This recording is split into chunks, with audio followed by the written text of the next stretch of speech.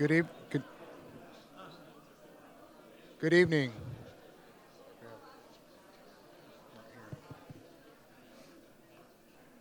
Good evening.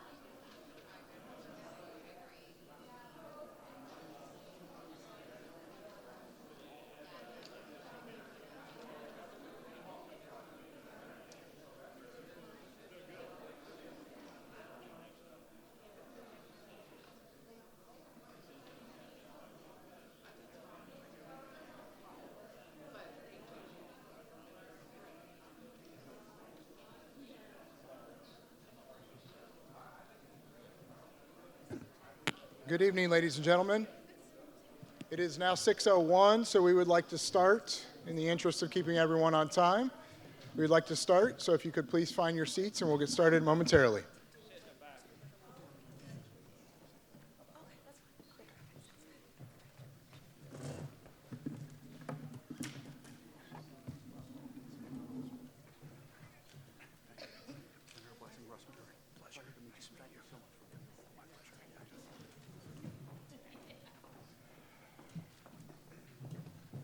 Hello, how are you? Hello, Senator Nancy Nix, good to see you.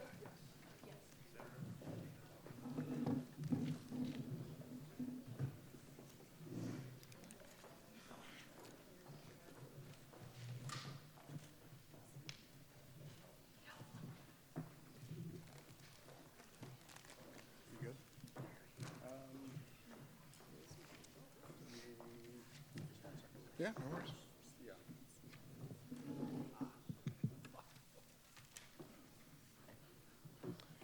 Good evening and welcome to Ross High School. It is my pleasure to welcome you to tonight's Town Hall in partnership with Ross and Morgan Townships. My name is Bill Rice, and I have the opportunity to serve this community as the superintendent for Ross Local School District. Here in a minute, I'm going to turn it over to Mr. McGurran to begin the meeting.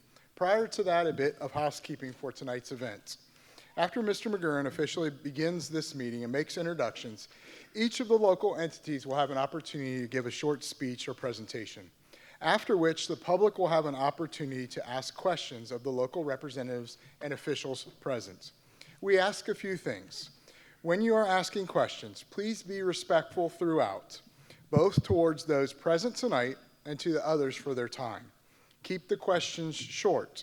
Please keep statements to a minimum. I think we can all agree no one likes high taxes. I don't think we need to hear that a dozen times. Please keep the statements to questions. We are here tonight to talk solutions. Lastly, please be respectful for those who have come today, and we will have a hard stop at 8 o'clock to be respectful for everyone's time. Thank you, and here's Mr. McGurran. Would everyone please join us in the pledge?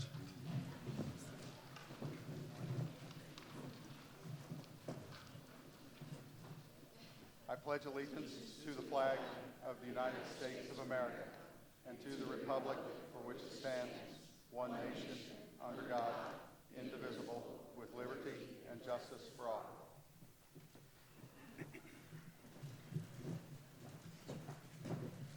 Roll call. Trustee Bennett? Here. Trustee Hatton? Yes. Trustee McGurran? Here. Fiscal officer updates. I Julie have- Joyce Smith. Oh, sorry. I have for your consideration some expedited legislation. The first item is making permanent appropriations now that the 2025 calendar year or fiscal year has been closed, and we need to adopt the permanent appropriations and submit that to the Butler County Budget Commission. We also have for you to review, we have an addition of funds received in the amount of $975 that need to go into the fire department. This was reimbursement for training that was not included in the revenue budget. So again, we need to submit that to the Butler County Budget Commission for approval on the revenue budget side. And just as a quick aside, if everyone could take a moment to silence or put your phones, watches, anything on vibrate, that would be great. That way we don't have that distraction through the meeting. That's all I have for you this evening. If you want to proceed with legislation, that's fine. Okay, consideration for legislation. The 2026 appropriations budget was the sole topic of conversation at a special meeting of the board on November 17th, 2025. As part of the work session on November 19th, 2025, the following resolution approves and establishes expense levels under the 2026 appropriations budget. Move for the adoption of resolution number 2026-012, making permanent appropriation of funds for expenditures during the fiscal year ending December 31st, 2026. I need a second. Second. Discussion? Roll call. Trustee Hatton? Yes. Trustee Bennett? Yes. Trustee McGurran? Yes. Purpose, in order to financially account for the final 2025 carryover balances, revenue funds must be amended in the 2026 financial budget. This resolution amends those funds. Move for the adoption of resolution number 2026-013, amending revenue in a fund and requesting an amended certificate of estimated resources from the Butler County Auditor. Need a second? Second. Discussion? Roll call. Trustee Hatton? Yes. Trustee Bennett?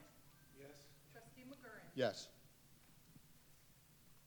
Well, tonight, we thank you for all being here tonight and taking your time out to join us at this town hall meeting. There are a lot of people here who I think will be able to answer some questions and have a good discussion where we can all learn some more about this. I'd like to introduce all of the people who are here tonight to help answer those questions. In addition to the Ross Township trustees, the Morgan Township trustees, Tom Brucker, Kyle Day, Brett Updike are here. Senator Louis Blessing, to my right, is here. State Representative Jennifer Gross, to his right, is here. State Representative Diane Mullins is to the right of Jennifer. Butler County Auditor Nancy Nix is here. And Butler County Treasurer Michael McNamara is here. In addition, Michael Ryan, who is running for Butler County Commissioner, is here, and we appreciate his attendance tonight. All of the Ross local school board members are here. Thomas Hall, Representative Hall, will be joining us shortly. He was called away, but he will be here soon.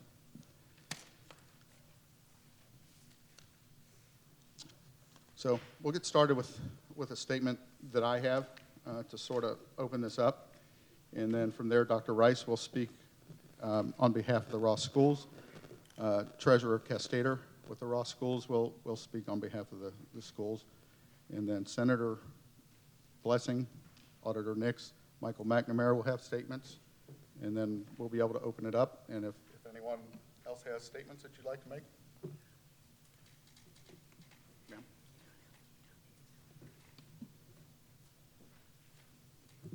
Jennifer Gross has statements to make as well. I'm sorry. So here we go.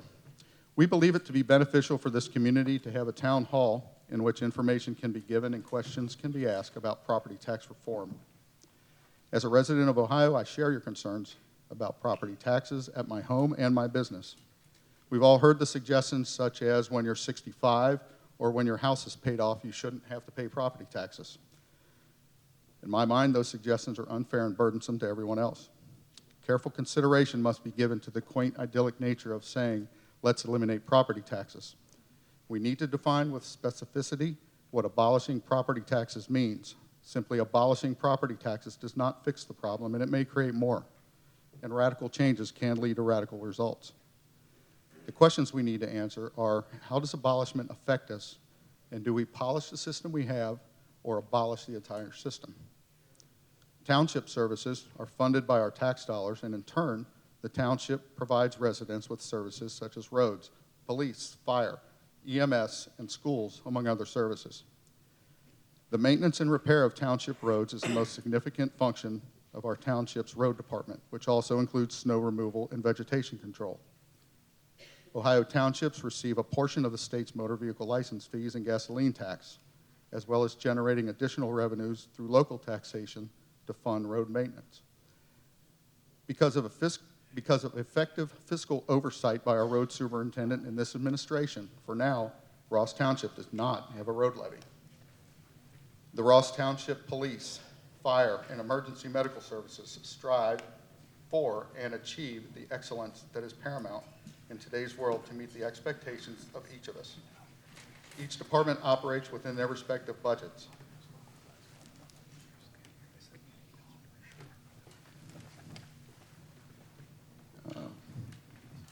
All of the Ross department heads do an excellent job of applying for and receiving state and federal grants when they become available.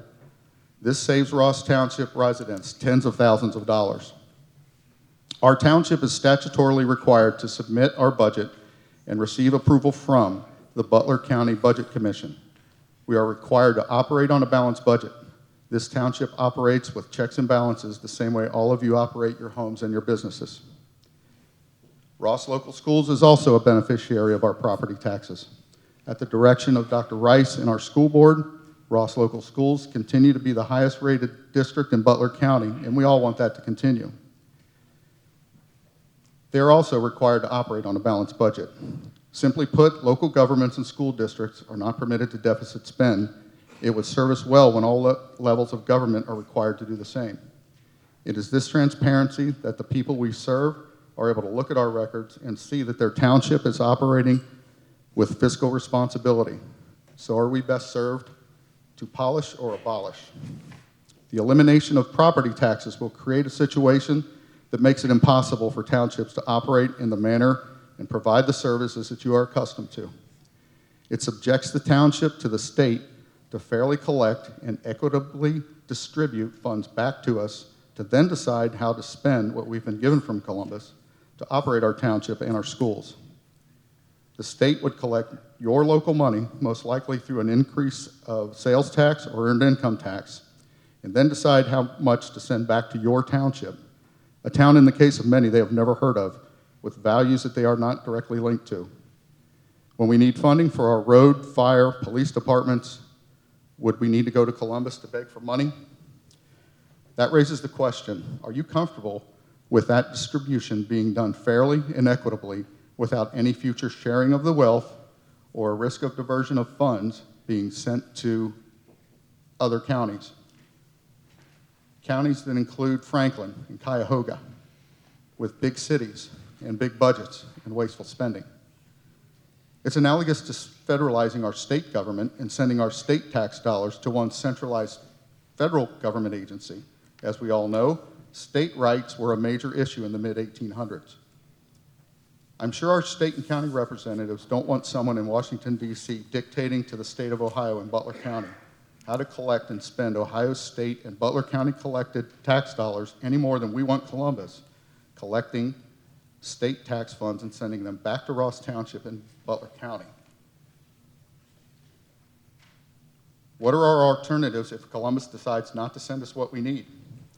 What if that allocation doesn't support our road, fire, EMS, police, and school agencies that you voted for because you wanted services in the township that this township provides? This is not fear-mongering. These are legitimate concerns that up to now either haven't been asked and certainly haven't been addressed by the people pushing this agenda. Without proper planning, the results will have adverse effects on their daily lives.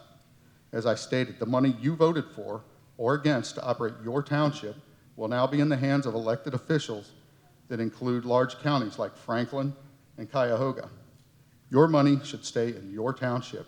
Your local officials and department heads are absolute fiscal hawks when it comes to your tax money. You can rest assured, whether you vote for or against a particular tax levy, your money is being used responsibly and with the utmost of transparency. Do we need property tax reform? I can't yell yes loud enough. But removing the mechanism in which public services are founded would be like quitting your job before securing another. Passing a constitutional amendment to eliminate property taxes and saying, just go figure it out, before having a fair and fiscally responsible plan in place is at best reckless, a reckless way to reform property taxes.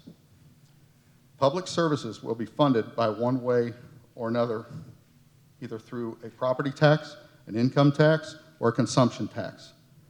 But to place all of the responsibility in the hands of the state would not serve the residents of Ross Township or Butler County, as well as the system that we are currently using. Check with the Ohio County Auditors Association and the Ohio Township Association. They have great knowledge bases with educational tools available for you to do your research. I believe passing such an amendment and mandating Columbus to fix the situation without a plan in place will have catastrophic effects on our road, fire, EMS, police, schools, mental health services, libraries, Department of Disability, senior services, child services, park services, etc. I've yet to see a plan that calculates and collects and distributes the funds from who knows where to agencies that are currently funded by property taxes in areas they have never heard of and do it fairly and equitably. I want my local money staying local. Several bills have been recently passed to reform property taxes. Your representatives are here tonight to explain those bills and answer your questions. Please continue to encourage them to make the appropriate changes that are fair, sacrificial, strategic, and done with great thought so that young families, and especially seniors, aren't left with the impossible decision of having to choose to pay their taxes, buy their groceries, or pay for their medications. Changes absolutely must include measures that force government entities to spend our tax money wisely and keep our budgets balanced. So for the final time, do we polish or abolish? That's all I have to say. Dr. Rice, would you like to talk on behalf of the schools?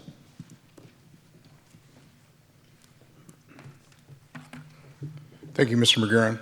Good evening, and thank you all for being here tonight. I appreciate each of you for taking the time to join us to talk about an issue that directly impacts schools, our students, and our community. Property tax, the property tax amendment signed into law in December of 2025, and the potential for a property tax referendum on the November 26th ballot, and what specifically that means for Ross local school districts. I want to begin by saying this. Our district remains strong. Our mission remains unchanged, and our commitment is to all students to continue to guide every decision that we make. However, the financial landscape we operate in has shifted, and it is important that we are transparent about both the challenges and the pathway forward. We agree that property tax reform is needed. Families deserve relief, while at the same time, our communities deserve schools, safety, and services they can count on. That balance is possible, but only if everyone shares in the responsibility: families, local government, businesses, and the state. As many of you know, public schools in Ohio rely heavily on the local property tax for funding. Those dollars support day-to-day operations of our schools. Everything from classroom instruction, to transportation, to safety, to staffing and extracurricular opportunities. Schools are asked to provide so much more than just 10 or 20 years ago. New technology, new safety measures, mental health supports, career readiness pathways, and more. Yet the dollars to support those responsibilities have stayed mostly flat from the state. In fact, in 1991, homeowners and farmers funded around 47% of the public schools budget through their local property taxes. Fast forward to 2023, homeowners and farmers fund nearly 70% of the public schools budget from local property tax. State funding for education simply has not kept up with inflation. In 2025, Ohio ended the fiscal year with a surplus of $1.3 billion. Tax collections in major categories exceeded all estimations. We continually heard throughout the year not to expect public ed to be fully funded as tax receipts are down. However, personal income tax revenues were up 20.9%, above estimates, totaling $10.4 billion. This surplus was not added to the state's rainy day fund, which currently stands at $3.942 billion. I say all of this for people to recognize that state officials are consciously making the decision not to fund public schools. It is a choice, In fact, Ohio currently ranks in the bottom 10 of states in state funding for public education, and that's trending down. The amendments passed in December introduced changes that affect how property taxes are calculated, limited, and in some cases, how they grow over time. While these changes were intended to provide tax relief and predictability for property owners, they've also created real constraints for school districts like ours. For Ross local school districts, the impact have been significant in three key areas. First, revenue growth will be limited. Even as costs continue to rise in areas like utilities, transportation, insurance, and personnel, our ability to generate additional local dollars has been reduced. Simply put, our expenses are increasing at a faster rate than our income. Second, the predictability of funding has changed. In the past, property values growth could help offset some costs. Under the new structure, those natural increases are now restricted, making long-term financial planning even more challenging. And third, the burden of future decisions has increased. When revenue is constrained, districts are forced to evaluate priorities more closely. That means making difficult decisions about how to maintain the high-quality education our community expects and deserves while operating within tighter financial limitations. I would encourage you to look at our financial forecast presentations on our website and watch all the board meetings in which we've talked about this. I want to be very clear. We are not here tonight to cause alarm. We are here to create understanding. The many examples out of Columbus to not properly fund public education have and will continue to put more pressure on local communities to depend on local levies, which will create greater funding inequities between communities. The reality is that these legislative changes will require us to be even more strategic moving forward. So what does this mean for our community? It means we will continue to evaluate our spending and look for efficiencies whenever possible. It means we will continue to prioritize classroom instruction and student opportunities. And it means that over time, we may need to have broader conversations as a community about how we sustain the level of programming and services that define our school district. We also want to ensure that our community is informed and involved. Transparency is critical.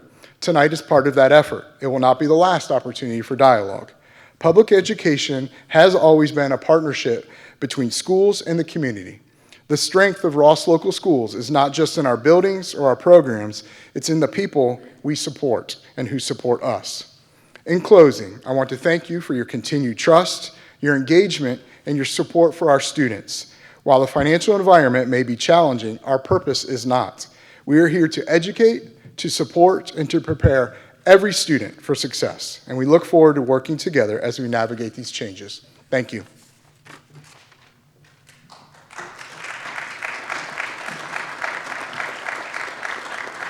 Mr. Castater, do you have any comments? Okay. Senator Blessing, do you have comments? Just switch at the bottom.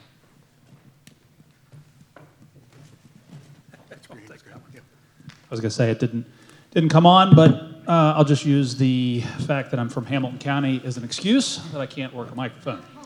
That said, thank you. I appreciate being invited today, and we will send out a lot of the statements that I have made on this and others as one of the chairs of the property tax committee that met to discuss this issue in Columbus. I think I can speak somewhat fluently to this, but I'll start with the constitutional amendment in particular, which I vehemently oppose, along with the folks that have spoken about this before. And what I didn't hear is, I think a lot of people think, okay, well, we just get rid of property taxes. There will be a way for the General Assembly to figure it out. It's kind of like they say in the Simpsons, where beer is the cause of and solution to all the world's problems. The General Assembly is the cause of and solution to this problem. But I will tell you, even if we could find the money through increases in income tax, and sales tax, severance tax, you name it, it still doesn't change one immutable fact about property taxes, and that is, if we are to get rid of them, what do you think will happen to real estate values? They will go through the roof. Now, what the net effect of that is you might be thinking, that's great, if I'm a senior now, I don't have to pay property taxes, and I got a massive valuation increase. Well, we'll find out, like Florida, in many respects, where their insurance rates here in Ohio will go through the roof to deal with that as well. You will also have to deal with significant land hoarding. Now, I've been told that that's flat out wrong, and I will tell the folks that have told me that that's wrong that they are wrong. Why? If you have to pay absolutely no tax on real estate, what do you think is going to happen coming from a city like New York, where you're a large-scale Wall Street investor that's like, wow, I can sit on enormous swaths of land in Ohio tax-free in perpetuity? Yes, I am going to go ahead and do that. Why? Because land is fixed. If you can buy up significant amounts of land in a highly developable area and sit on it, you will make money literally doing nothing. And I can tell you that this has been a historical problem. Winston Churchill even wrote about this issue specifically in his time when he was the prime minister in England. And so that will come up, and it will definitely make just simply building housing, building businesses, exponentially more difficult, because now you have to pay land middlemen who frankly probably won't even be living in this state. Might even be living in this country. They could be from anywhere. But make no mistake, they will charge a premium for that. But here's the other thing about that. This goes kind of both ways. That, what I'm talking about here is that property taxes are a very efficient form of taxation. I think people get wrapped around the axle that they're just always bad. No, they're not. As mentioned in, I think, one of the handouts here, yes, they are a very stable tax, such that unlike a sales tax, if we have a massive recession like the Great Financial Recession 15 years ago, sales tax is going to go through the floor. Property tax, it'll go up and down. The difference is that it's much more stable than sales tax. So let's say that we move to a consumption tax at the state level and we had a massive recession. We are in deep, deep trouble as a state because our only or major source of revenue went down significantly. But it's actually worse than that in that, let's say now the state is on the hook, as the good trustee mentioned, for all of our local level services, not just for the, well, that's my wife, so I have that going through in emergencies. But here's the thing. Let's say we take on that $24 billion hole that this will put in local government budgets. State takes that over. What's going to happen is our bond rating in Columbus is going to crater. And that's because we have to take on all of this. We have to increase taxes significantly. Sales tax is going to make us a lot less competitive as a state throughout the country. But that bond rating is really going to be a killer in the sense that when that bond rating goes through the roof, anytime the state needs to borrow money, we do it all the time when we have to bond things out for public infrastructure, that interest rate is going to be higher because our bond rating is lower. And the net effect of that is going to be everything is much more expensive in terms of constructing our public works throughout the state of Ohio because of that. And you might think, well, what does that mean? Okay, it's more expensive. What does that mean in my daily life? Well, I'm worried we end up where every road that you have to drive on is now tolled because where else are you going to get the revenue? How else are you going to generate revenue to do our roads and bridges now that this hole is there? I think that's a very real possibility. So, as is pointed out, I think this is a major mistake if we go ahead with this constitutional amendment. But there are solutions, and I do have concerns about the fair school funding formula, like they pointed out. It's one of the reasons why I didn't exactly make any friends in Columbus this budget cycle when I voted no on the budget, specifically, well, not entirely, but mostly because of that reason. And I had done the research through LSC, and Ohio, if this is FY23, I'll take the superintendent's word on this that, it's probably changed since then, but in FY23, Ohio ranked 37th in the country in terms of state-level per pupil public education funding. Okay, we were the worst of our surrounding states in that year. So much so that if we had done the entirety of the fair school funding formula, that year, guess how we would have ranked amongst our surrounding states? We still would have been last. On a per pupil basis, we would have been still behind West Virginia, although a little bit closer. And so I think it's very reasonable to say, look, the easiest low-hanging fruit that really is, and I've said this before, school funding is in fact property tax relief. Funding the entirety of the fair school funding formula will go a long way towards fixing this problem. Why? Ask any of your school board members that are here if they like going to the ballot. The answer is no. Going to the ballot is awful. It is terrible, and they wouldn't do it.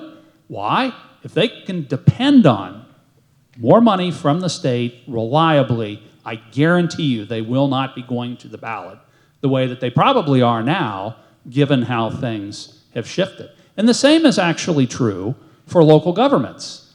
You know, when you look at how things have changed since John Kasich was governor, when he came in here and let's sort of, move around things in order to, get the income tax really low, one of the things that was whacked was a local government fund. So, though that's not exactly school-centric, it does matter for the township, it does matter for the county. These are things that they could rely upon instead of having to do a lot more locally. So in other words, we were able, at that time, we were able to leverage a lot more state dollars to keep our local property taxes in check. So simply restoring that to some level similar to what it was then would be a much better way to go in the grand scheme of things. Now, beyond that, I think these are more long-term fixes. It has been discussed, what do we do in the short term? And I think we can all agree those who are most vulnerable right now are seniors on fixed incomes. And one of the biggest sticking points that I have seen in Columbus is that they do not want to spend state dollars on this.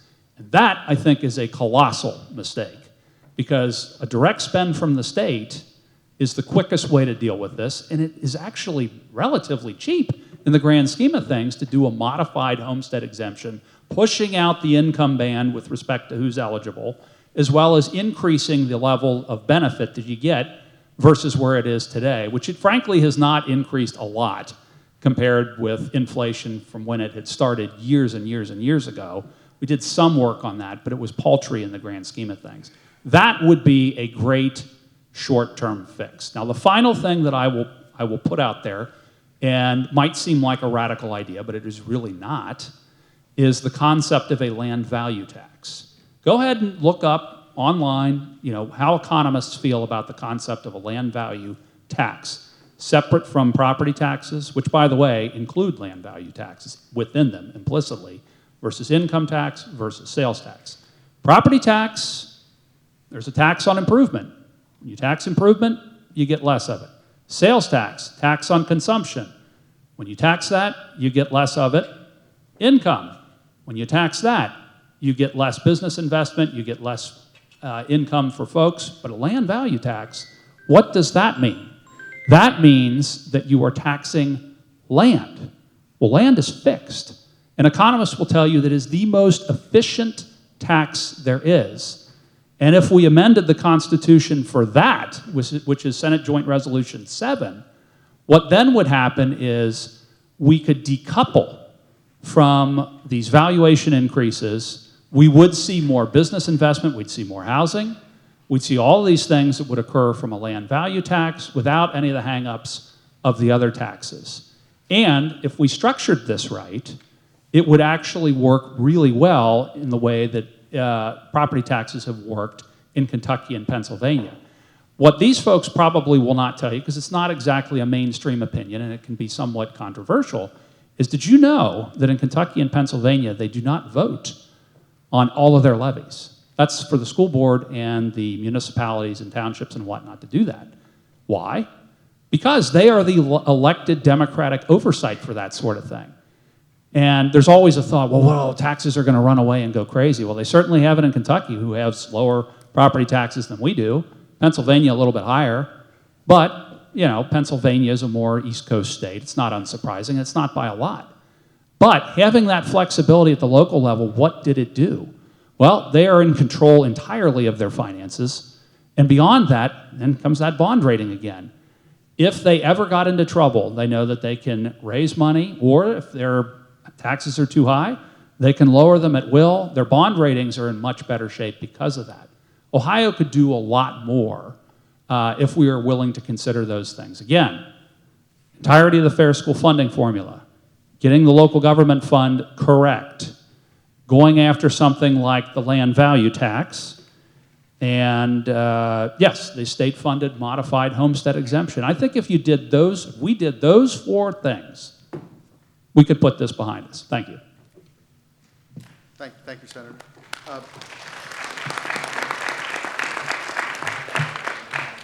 Representative Jennifer Gross. Thank you. Thank you, Senator Blessing. I don't know that I can add much to that. I am the Ross Township State Representative. I'm going to take a little bit of a different approach. So last year I had a couple from this area, I won't say who, they were 85. They called me and they said, we can't afford our property tax. We've been retired for 20 years and we can't afford our property tax. Our children are paying our property tax so that we can stay in our homes. Then I got a call from Westchester, which is also in my district, and a 92-year-old woman who's a widow, still drives herself to the grocery store, lives alone, pays her own property tax, called my office crying. I'm a state representative. I serve in the People's House, so I consider myself, and I am very middle class, and for those who don't know me, I am a combat veteran, a nurse practitioner, and I do not present or even pretend on TV that I am an expert in property tax.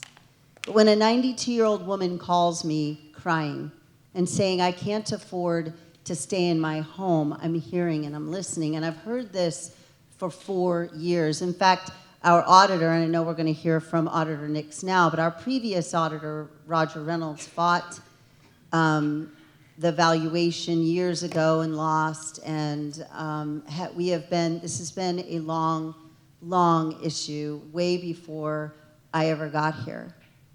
But when an administrator looked at me and said, well, I'm sorry those people didn't plan well for retirement, they need to sell their home and move into an apartment. As your representative, I'm sorry, I get a little emotional about that.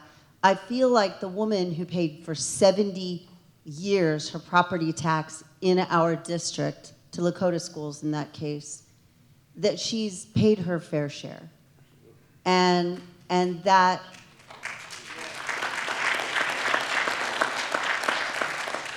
we need to find something creative. Now, let's go back a little bit. I'm part of the House. I'm the chair of the Medicaid committee. I fought very hard. Medicaid is 51% of our general revenue fund, and I fought to decrease our spending there. But in the first budget, we had 0 pieces of property tax reform out of the House. So I voted no. Because I was listening to you, my district, caring about what I'm hearing on both sides, and I agree with Senator Blessing. The fair school funding, especially in Ross, is not fair. And I'm proud of the Ross schools. They are, and are consistently receiving the highest scores, and I'm very proud of that. But when I have the elderly calling me and crying, and they've given to the taxes for 70 years, we need to do something. So one of the pieces of legislation that we passed in the House, let me repeat. There was no property tax in the original budget. It was between the original budget, we send the budget to the Senate. It was in that between time that people decided, in a government of the people, for the people, and by the people, if the legislature is not going to give us relief, we are going to take it into our own hands. And hence, the constitutional amendment to absolutely abolish. Draconian, yes. But did we listen? Did it sound like we listened? When we passed a budget that had nothing? I mean, I'm middle class, you guys. I live in a middle class home. I have never forgotten, I'm a Dave Ramsey girl. We have to pay for our needs, not our wants. And so when the budget came back from the Senate, thankfully, the Senate put 6 pieces of property tax reform in the budget, for which after then I voted yes, the governor vetoed every single one. So that makes me question next time whether in your name that I'm going to vote for the budget. Because that is why I voted for it, for property tax reform, because of the couple that was 85, for people telling me they didn't plan well. How do you plan well?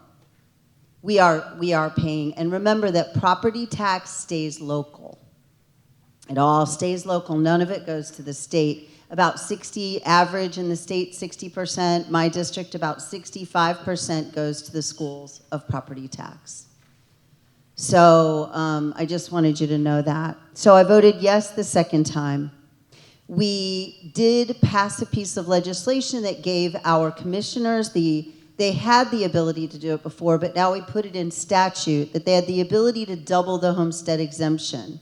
So we doubled the homestead exemption, and thankfully our Butler County commissioners have given that credit. Now we do have a homeowner's exemption that they can also, and I may not always use the terms, our auditor and treasurer will be able to use the proper terms, but we do have another opportunity, and we do have carryover in the county that we can give more relief, and that's up to our commissioners to determine whether they want to do that.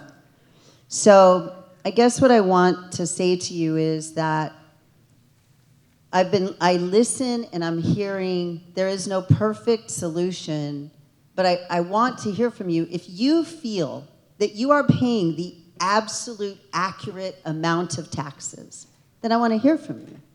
If you feel that you're paying too little, I want to hear from you. If you feel you're paying too much, I want to hear from you, because the ones that I heard from for 4 years before my vote were the people over 65 who are getting forced out of their homes. And so if I was too emotional, I apologize. But my job is to represent you, and they call us the lower chamber because we are the closest to the people who are paying these bills, and the senator is in the upper chamber. Not because he's uppity. So that's all. I just want you to hear my heart, and I want you to know that I want to hear from you. We are District 45. You will see me with a 45 on because our House district is District 45. Go to the website, sign up for my newsletter, and go to ohiohouse.gov and reach out to me. All you need to do is push, there's a drop-down menu, and it'll say contact. I have cards with me today as well. So thank you for the opportunity to serve you, and I look forward to your questions. Okay. Representative Diane Mullins. Thank you. Test, test, test. Okay. I went here. I went to Ross. We lived out on Timberman Road. That was just a few years ago, though. I just want to say that I can say ditto to just about everything you said. And I voted just like you. And I get phone calls all the time. I'll be out eating at the new Texas Roadhouse, and people come up to my table. My husband and I pastor a church, Calvary Church, right outside New Miami on 127. People have been my business. That's all I remember, because my dad was a pastor. He built Hamilton Christian Center, and I'm just telling you that as a point of reference. I look at this area as home, though it's not my district. You have a wonderful, wonderful representative who cares deeply. My district is District 47, City of Hamilton, Fairfield Township, some of it, Riley Township, Oxford. And when I get phone calls at 7 o'clock in the morning on Saturday, and it's a man who has owned a farm of 50 to 60 acres practically his whole life, and he's afraid because they're digging too close to his house. And can I come out there? Can I put a stop to that? I know I can't put a stop to it, but I went. My husband drove me out there way past California Road. And he's standing there and looking at us and saying, please help. That's what I'm about. I don't say all of the lingo, the financial wording right, but I know when people need help. And I just spent 3.5 hours with the superintendent and the treasurer, along with another representative last Friday, the superintendent of Hamilton City Schools. And to say that state doesn't, we don't want the schools to have any money, that's not what we're about. I want schools to be the best they can be. It's just finding out how to do that. And I appreciate being here tonight. Guess what? I have to leave and go to a Farm Bureau meeting. So, but I wanted to speak to you before I go. Thomas Hall, are you next? Nancy, are you next? Oh, are you sure, Thomas? Okay, Butler County Auditor Nancy Nix. Thank you. A lot has already been said, but I just wanted to acknowledge I'm Nancy Nix. I've been the county auditor for 3 years. Prior to that, I spent 15 years as the county treasurer. So I've been on the front lines of this property tax situation for 18 or 19 years now. The last 6 have been particularly grueling since the 2020 revaluation. January 1st, 2020, the county auditor's office did a revaluation, and the residential real estate values increased by 20%. Fast forward 3 years, I take office from treasurer to auditor, and the values went up another 37% in the residential real estate values. We are now, January 1st, 2026, doing our revaluation once again because it's on 3 and 6 year cycles. We are looking at another 15 to 25% increase in residential real estate values. However, Butler County has led statewide efforts, including Jennifer Gross and Thomas Hall and George Lang, to get those property tax bills through, which the governor finally signed in December of 2025. So while we are on our 3rd cycle of horrendous real estate value increases, we now have the legislation that will contain the increases in the property taxes. The property taxes had been increasing in those 3 year cycles by anywhere, depending what school district you're in, 5% increase in taxes to 24% increase in taxes. It just depended where you live and what kind of levies there were. So we acknowledge your frustration. We are on the front lines of it.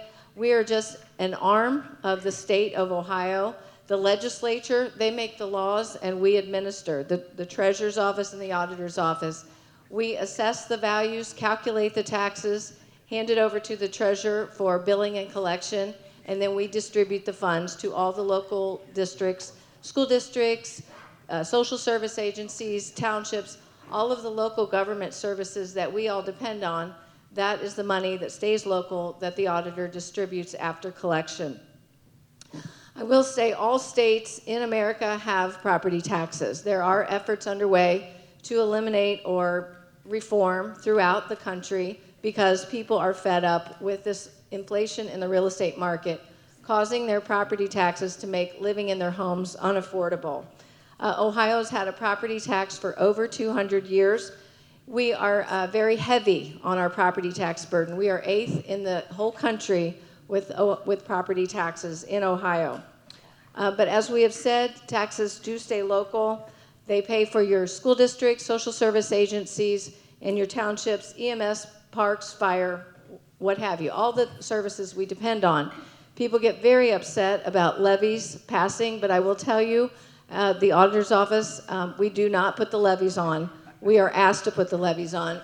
We have 7 levies that you will be voting on in May. Well, not countywide levies, it depends where you live, but our office is administering 7 more levies in May. The only countywide one is developmental disabilities, which is our social service agency.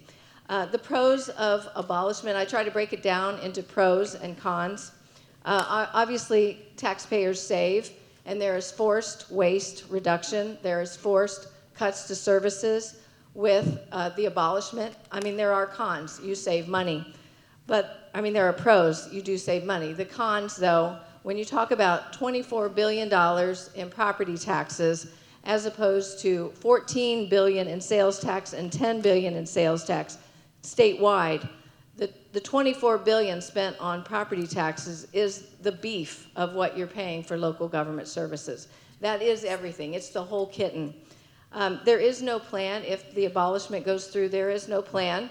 It took years just to get some simple fixes in for this property tax cap on the property tax spikes, it took years for the state legislature to finally come around, but yet we expect them to fix everything in 1 year. It's just simply not possible. As Senator Blessing stated, property taxes is the most stable and efficient form of local service delivery because it's been built in. Do you want to give a credit card when you need a fire service? Do you want to have a subscription fire service? So there are a lot of things that have not been planned for. We go to sales tax or income tax, our local economy will crater. People will just go across state lines to do their purchasing, and there goes our small business. Property taxes is progressive. Income tax and sales tax is regressive, meaning if property taxes are eliminated and we go to income taxes or sales taxes, that will hurt the young and the poor. Who will be helped by the elimination of property taxes is corporations and the wealthy. So there is a lot that has to do with this abolishment amendment that is terrifying to people that value their local government services.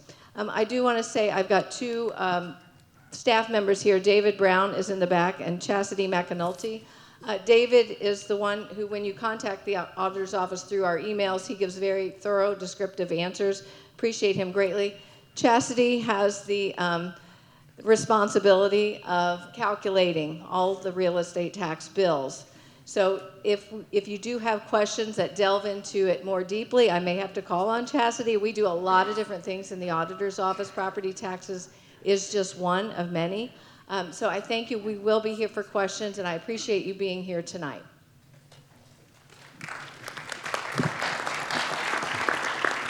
Butler County Treasurer Michael McNamara. Thank you, Russ. I want to start off by first saying thank you to all of you for trusting me as your treasurer. That means a lot to me. I take that role very seriously, as I know everybody up here takes their roles very seriously, and that trust is something that we care deeply about.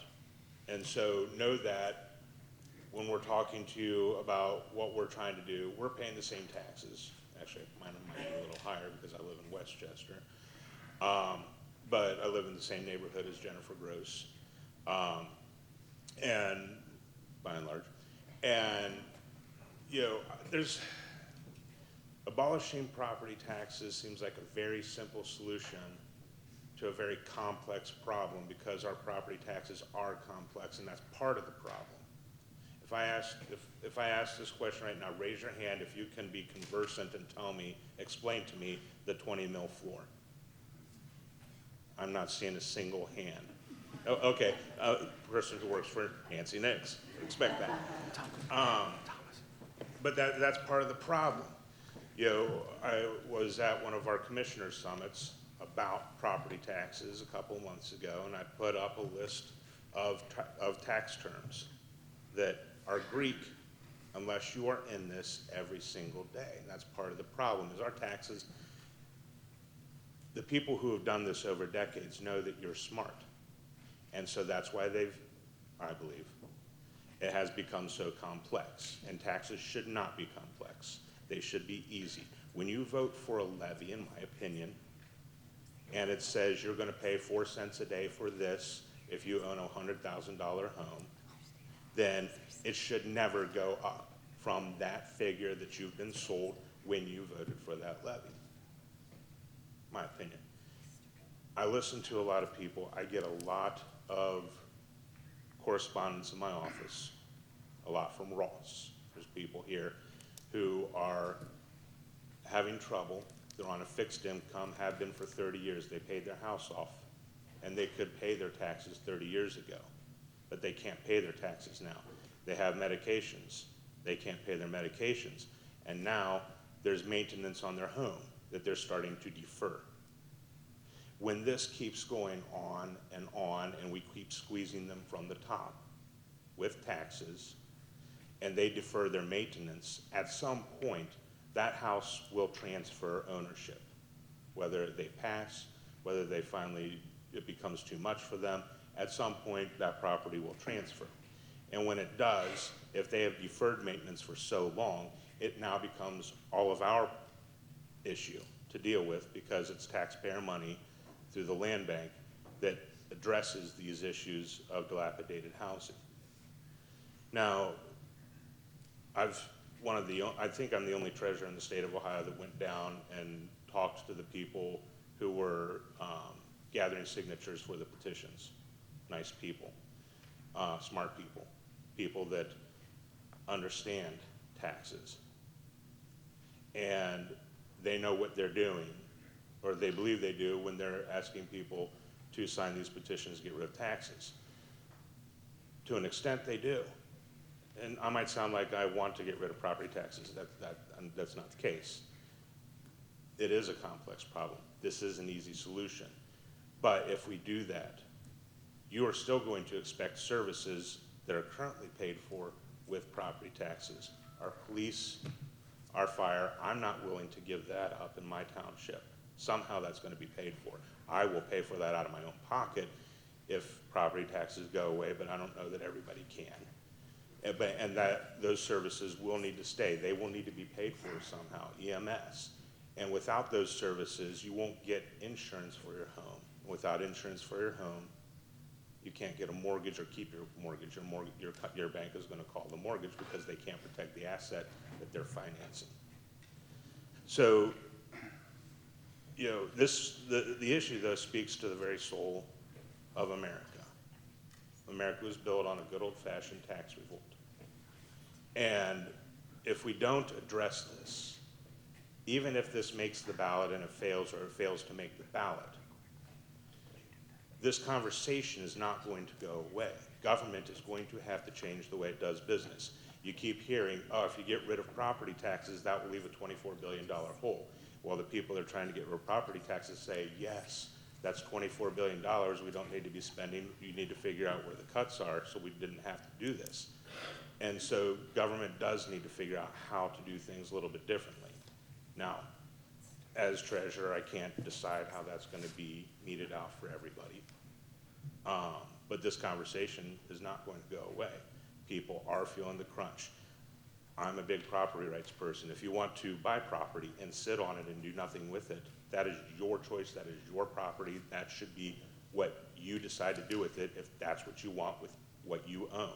You worked for it, you bought it, do with it as you please, as long as it doesn't require one of these gentlemen to come by to respond to something, or the fire chief and his people to come by to respond to something that's happening on your property, as long as you're not hurting anybody else. So, you know, we have to be very careful. There's only so much that some of us can do. A lot of it comes down to the legislature, but then a lot of it comes down to local governments, comes down to the schools, comes down to the counties. And we live in a great county where they have been rolling back the so-called windfall that local governments have been getting from the increased tax values, what's called the inside millage. Again, one of those complex terms that maybe one or two people out here in the audience can be conversant on and explain to me. So, you know, inside millage, that's that increase that people are getting every year. We have the lowest sales tax rate in the state in Butler County. We're trying to do the best we can here, but there's 88 counties in Ohio, and this is an Ohio problem. So, you know, I understand what you're going through because I'm going through it too. But we need to figure out, you know, how things are going to work. And one of the things, and I'm going to end with this, that I've been advocating for is local governments need to plan for the loss of property taxes. That does not mean a permissive environment, I'll go ahead and vote property taxes away. But no, if you're preparing for it, you're being a good steward of taxpayer dollars. You're planning for the future. You're planning for a contingency in case something happens, which is what local elected office holders should do. Now, if it doesn't come to pass, awesome.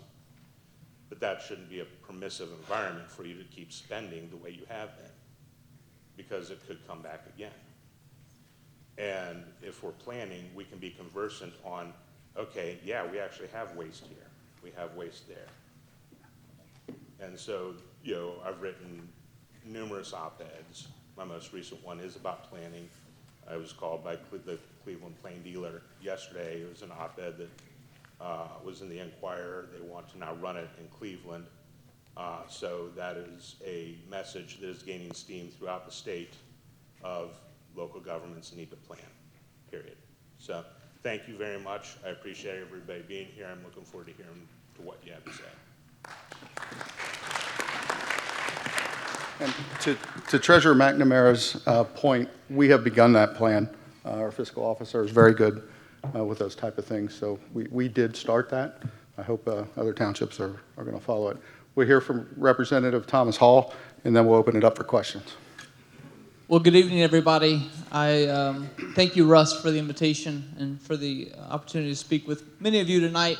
I was kind of confused walking in. I seen so many law enforcement officers. I seen a medic unit outside. And then I seen Ray Wurzelbacher in here, and I realized why all the security was here. So, Ray, good to see you. I owe you a few more jokes from when we were trustees together at the local level. I thought J.D. Vance was here, so I was really confused. Ironically, I showed up late, and I do apologize for that. I was on a fire truck. And it's ironic that I was on a fire truck. We're going to be talking about property taxes, which directly fund that fire truck. I see Chief John is here from Ross Township. Chief Knupp from Liberty Township is here. My district represents a third of Butler County. We have the city of Middletown, city of Monroe, Liberty Township, Madison Township, St. Clair Township, and New Miami. This is one of my favorite events to do, hear directly from people about one of the most important topics I've heard over the first 3 terms of my legislative career. This is the #1 topic that I hear from not just people from my district, but people from Butler County and people from across the state of Ohio. We have done these. This is my 4th one with the county auditor. We've done these in Westchester. We've done these in Middletown. We've done these in Hamilton. And now here tonight. And I get fired up talking about this issue because I still think that I'm a very positive person. Brett Updike will adhere to that. I still think there's more we can do as a legislature. And I'll tell you a little bit about that later because I want to share enough time to hear from many of you that came tonight. 2023 was when we first started these conversations at the county level. And we have great county officers. We have great local officials that have been leading this charge, as was talked about before, to get something done in the state of Ohio. And in 2023, we saw the ugly side of state bureaucrats in the state of Ohio. The state tax commissioner at the time was fighting us on using 1 year's worth of data or 3 years worth of data. Now, what that would have meant to your property tax bill was instead of going up, auditor, 39%, we would have went up maybe 20%, 20 to 25%. Big difference. Although 20% is still bullcrap. Big difference. And we took this fight to Columbus and said, there's got to be another way. There's got to be another way. We got to be able to do these things. And we hit a wall. So when people talk about the 3 and 6 year, the triennial update, the reappraisal, that's in our Ohio Constitution as it stands today. That is not something we voted for. That is certainly not something we want to be happening here in Butler County. And at the time, only 13 counties were up for that triennial update, and across Ohio's 88 counties. Now, there was 30 counties up for the reappraisal, but only 13 was up for the triennial update. So members from those counties were like, heck yes, we need to do something. And can you guess what the members that weren't going through anything were telling us in Columbus in 2023? Well, this ain't a big deal. This ain't happening in my district. I'm not voting for your reforms. Screw that. And I said, you're going to vote for these reforms because next year or the year after, it's going to hit your county.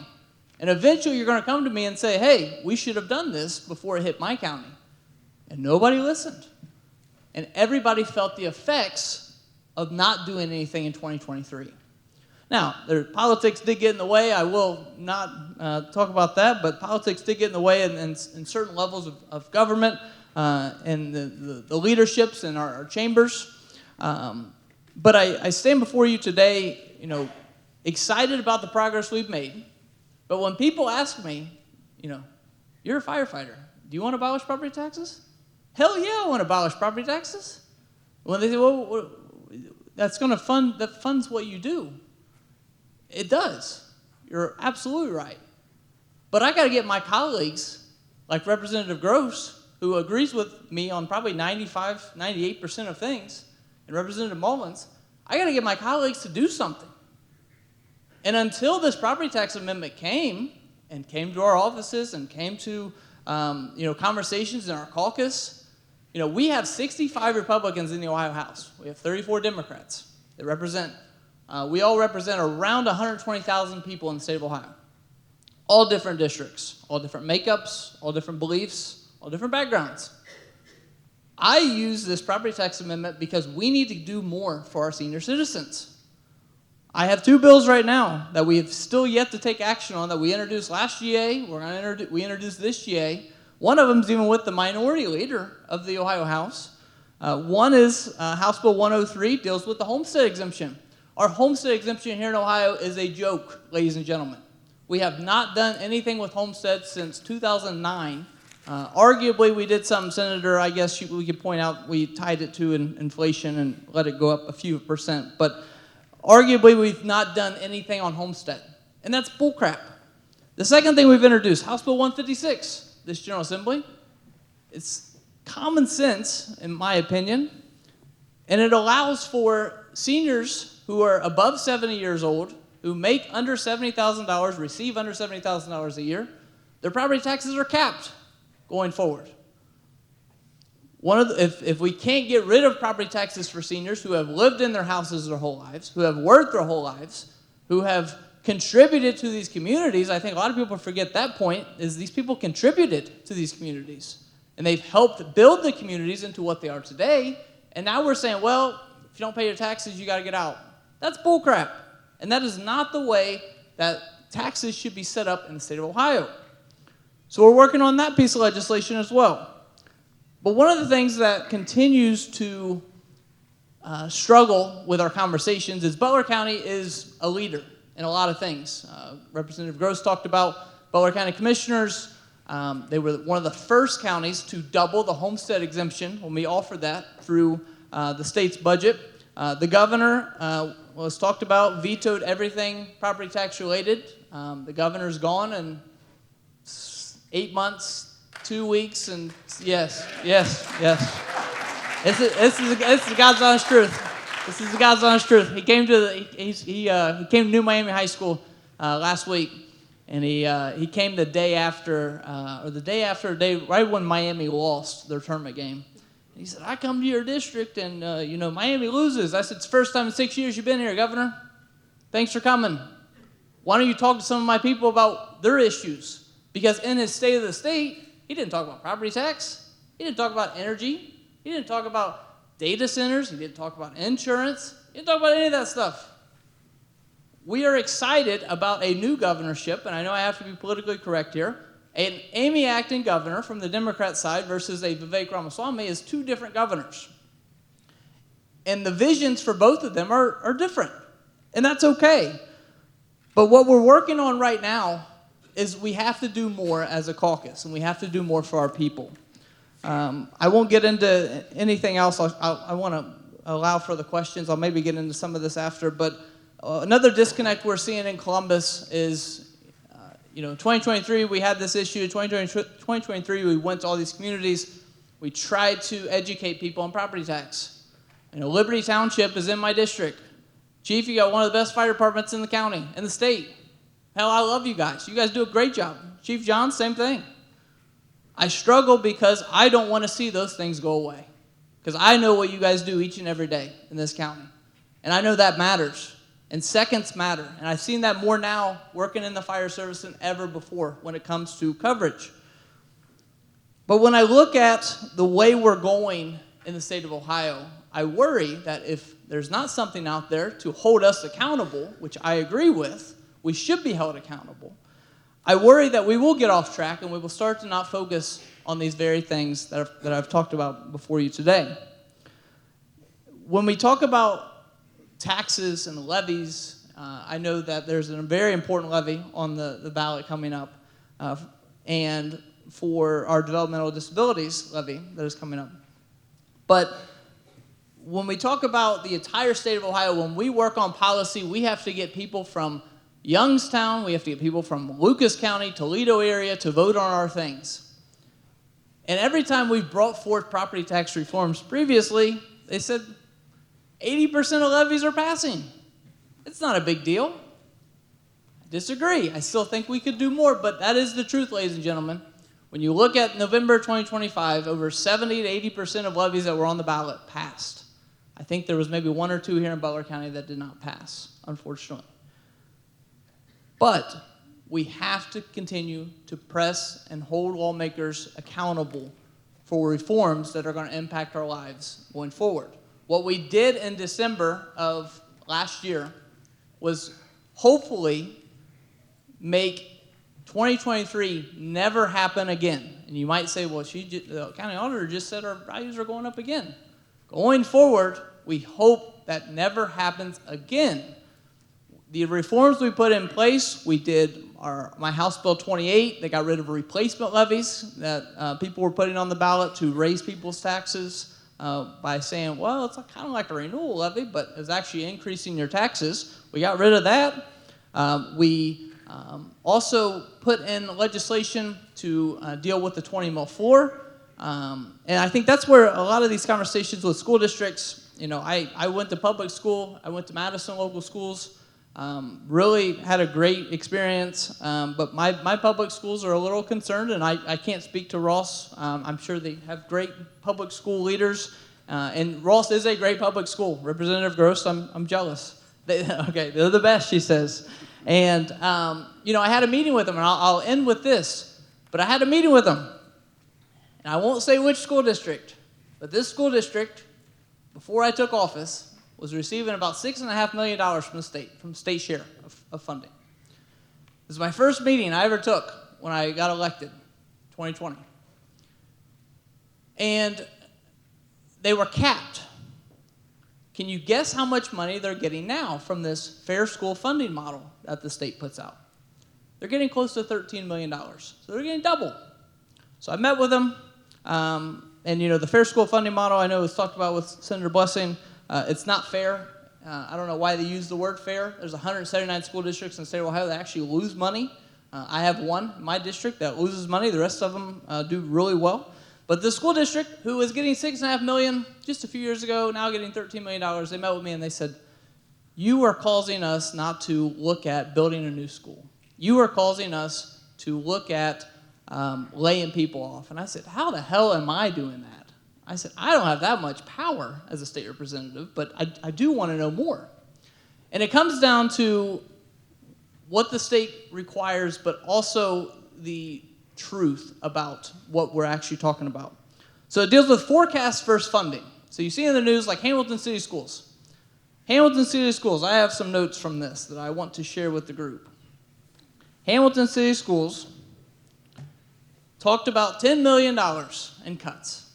And they're, the world is falling in because Hamilton City Schools is going to have to lay off and shut down and all these great things, all these bad things, bad things. I know the media is here, so I don't want to say the wrong thing and end up on the news for that. I did get a death threat yesterday, so I do enjoy this job because I'm still here today and not doing that. But I want to get these numbers for you because it is important to know that we do ask the schools to do a 5-year forecast. I don't think that any school district in the state of Ohio agrees with that 5-year forecast. And why? We only do 2-year budgets. So when you talk about $24 billion goes towards property tax, $24 billion is a lot of money. But our state's operating budget is around $86 billion that we pass every 2 years. It's a 2-year budget. We don't want to constrain the next legislature on our spending choices that we make. And like I said, Vivek Ramaswamy, Amy Acton, 2 different priorities, 2 different ways of looking at things. But when you look at Hamilton carried over $53 million from last year, and their expenses in fiscal year 23, which was just 3 years ago, were $98 million. Hamilton's expenses this year, in 2026, were $122 million and are projected to grow over $135 million the next few years. And I use these numbers with the school district I met with, which was not Hamilton. And the school district I met with said, well, your bills that you passed, that you gladly said, you got those done, those are going to hurt us. ladies and gentlemen, school districts, I'm not including Ross, so please don't run me out of this building, because this is a beautiful building. School districts have always banked on your property values going up because they would get more money. And we have since stopped that and said that's not right. It needs to stay in the taxpayer's pocket. That's why we put the caps on on House Bill 186, House Bill 124, and House Bill 309 to alleviate that and to make sure that going forward, that increase is tied to inflation. It's not going to go up 30, 40, 50% ever again. Schools, and I will use my schools because it's happened, my schools have banked on that 10, 15, 20%.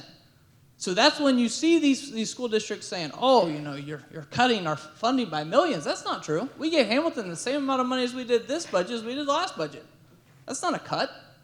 It's the same amount. And I've tried to be very real about that situation because I love our public schools and we do great things here in Butler County. But ladies and gentlemen, let's not lie about what's actually going on.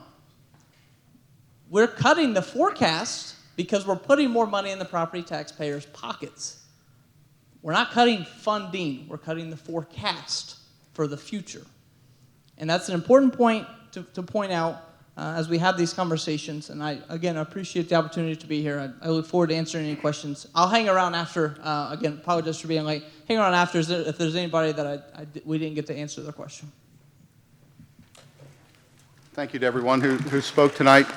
We are appreciative of everyone that could come tonight, and they're here to answer your questions. This is what a lot of people have asked for, so we want to open up the floor. If you have questions for anyone, please address the representative or the senator or anyone from the county that you want to talk to and ask questions about. And let's try to get some of these questions answered. Anyone? I can't see. The mics are right here. Dan, who would you like to talk to? All you state guys. You know, nobody likes paying taxes. Nobody. Especially old fart like me. Now, you guys, if you do away with property taxes altogether, according to what Mr. McNamara said, it wouldn't take very long for my mortgage company to come to my house and say, you got no insurance, you got no police protection, you got no fire protection, you're evicted. And that would cause me a big personal problem. Of course, it might cause them a personal problem too. But isn't there, I keep hearing do away with it. I don't hear an alternative. Now, you know, about 14 months ago, we got a new president. First thing he did was come up with a little Department of Government Efficiency. Now, I'm kind of curious as to where all that money's going. Now, we got a great school here. I love living in Ross. These trustees, great people. The fire chief, this police department, the police chief, these are great guys. Our road crew consists of 3 full-time guys. This last big snow, they spent 21 hours trying to clear the streets and ended up breaking down with 1 truck. So what are we going to do here? Are we just going to basically, what was it they said back in the 60s, screw the pooch? Hey, I want to continue living here. I maybe have, my dad's 95 years old, going to be 96. I hope I get to live that long. And I hope I get to do it right here in Ross. But if this abolished thing, I mean, you're cutting off your nose to spite your face. And I just don't understand. If you guys could give us some alternative, you know, go smack the governor around a little bit or something. I appreciate it. Appreciate the time. Thank you, Dan.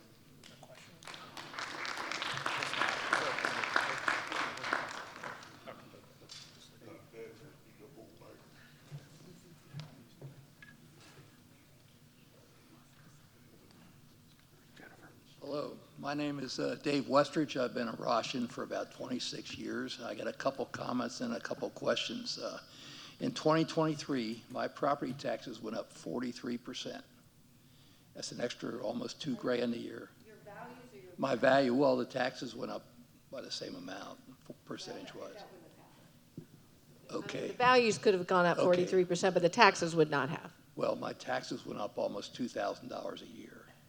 Now, since then, 2023 to now, not much has been happening.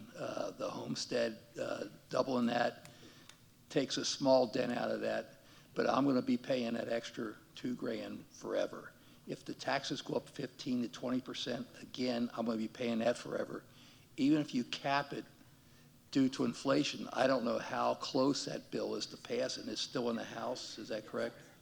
So you can cap it, but I'm going to probably have the extra 15, 20% on that as well. And one question I had for Senator Blessing is, you talk about a property tax, or I mean a land tax versus property tax. What is the mechanism, how that works? Do you decrease one but raise the other one up so the net difference is zero, or how does that work? So, couple things. My colleague wanted me to speak a little bit to something that is going to be coming your way briefly on the property tax side of things. And this was in House Bill 186. And we've shifted away from the non-business credit towards the owner occupancy credit. So, without going into the details of the mechanics of it, this is going to be phased in over 4 years. Right now, you get both the non-business credit and the owner occupancy credit. But a lot of the investor class gets the non-business credit. So the non-business credit is phasing down. The savings to that accrue to owner occupants such as yourself. So the math that I did in Hamilton County for my home in Coleraine, when it's fully phased in, it's a $200,000 home, at least that's what it's valued at. When it's fully phased in, it would mount to about $200 per year. Now that's a small fix, but it's something. And depending on the value of your home, you might be getting more from a reform like that. So that's one thing. As for the land value tax, right now, yeah, you do pay. If you go on the auditor's website, you'll see, what the value of the land is and what the value of the improvements are. A land value tax, we'd have to do a constitutional amendment. That is Senate Joint Resolution 7 that I have now. Let's say we did it. What would that look like? It would just simply be a dollar amount per acre in terms of a tax. And people are kind of like, well, how does, what would that mean practically? Well, and there's another caveat to this. The way I had envisioned it was that these guys, townships, cities, school districts, might sound like a radical idea, could vote for this, whatever the amount that they feel that they need as the rate for this. So what does this get rid of? Everyone was complaining about the valuations. Oh, the valuations went up, my taxes went up, I had no control over that, I didn't vote on that. This would be a dollar amount per acre.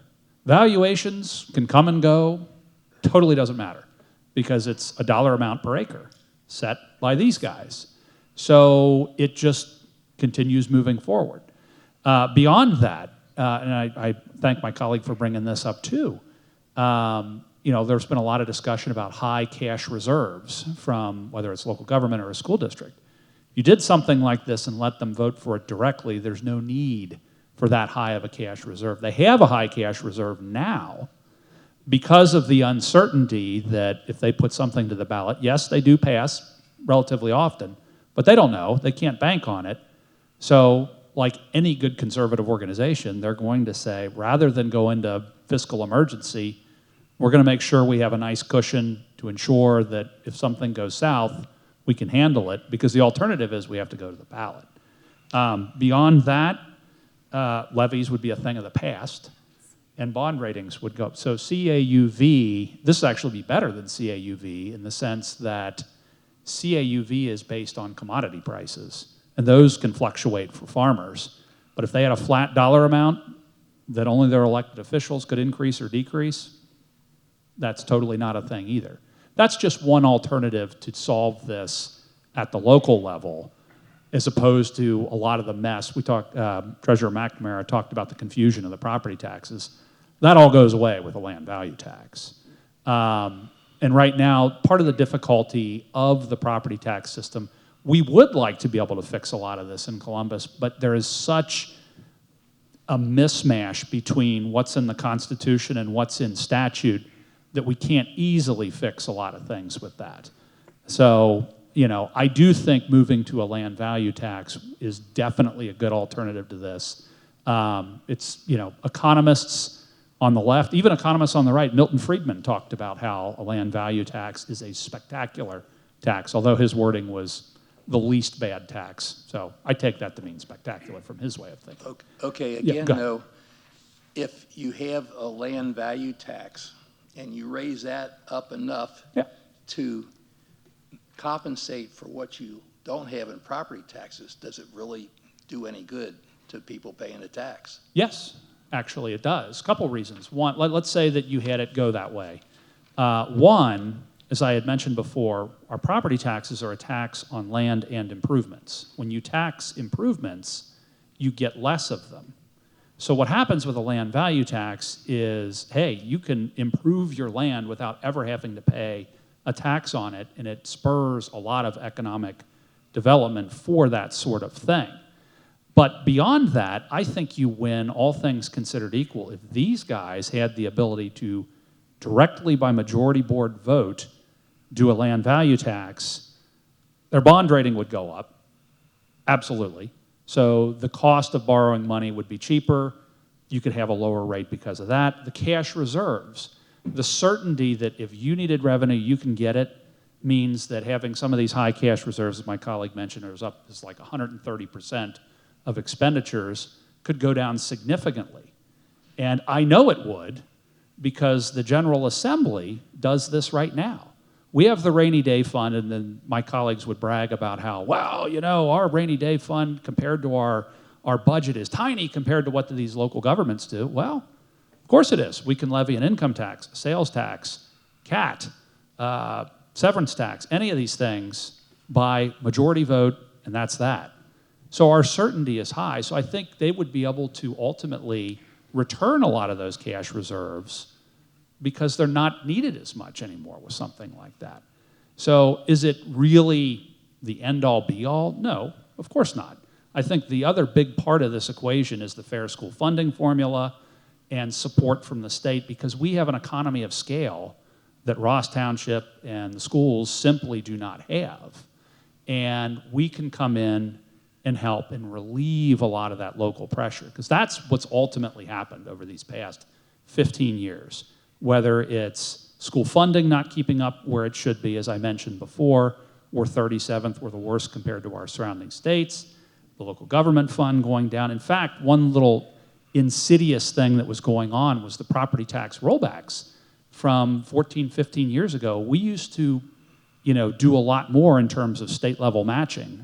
John Kasich, when he got it in, was like, hey, let's get rid of that and underwrite an income tax cut. Well, that's all fine and dandy, except that had to be made up somewhere, which was through property taxes. That's another thing we should look at.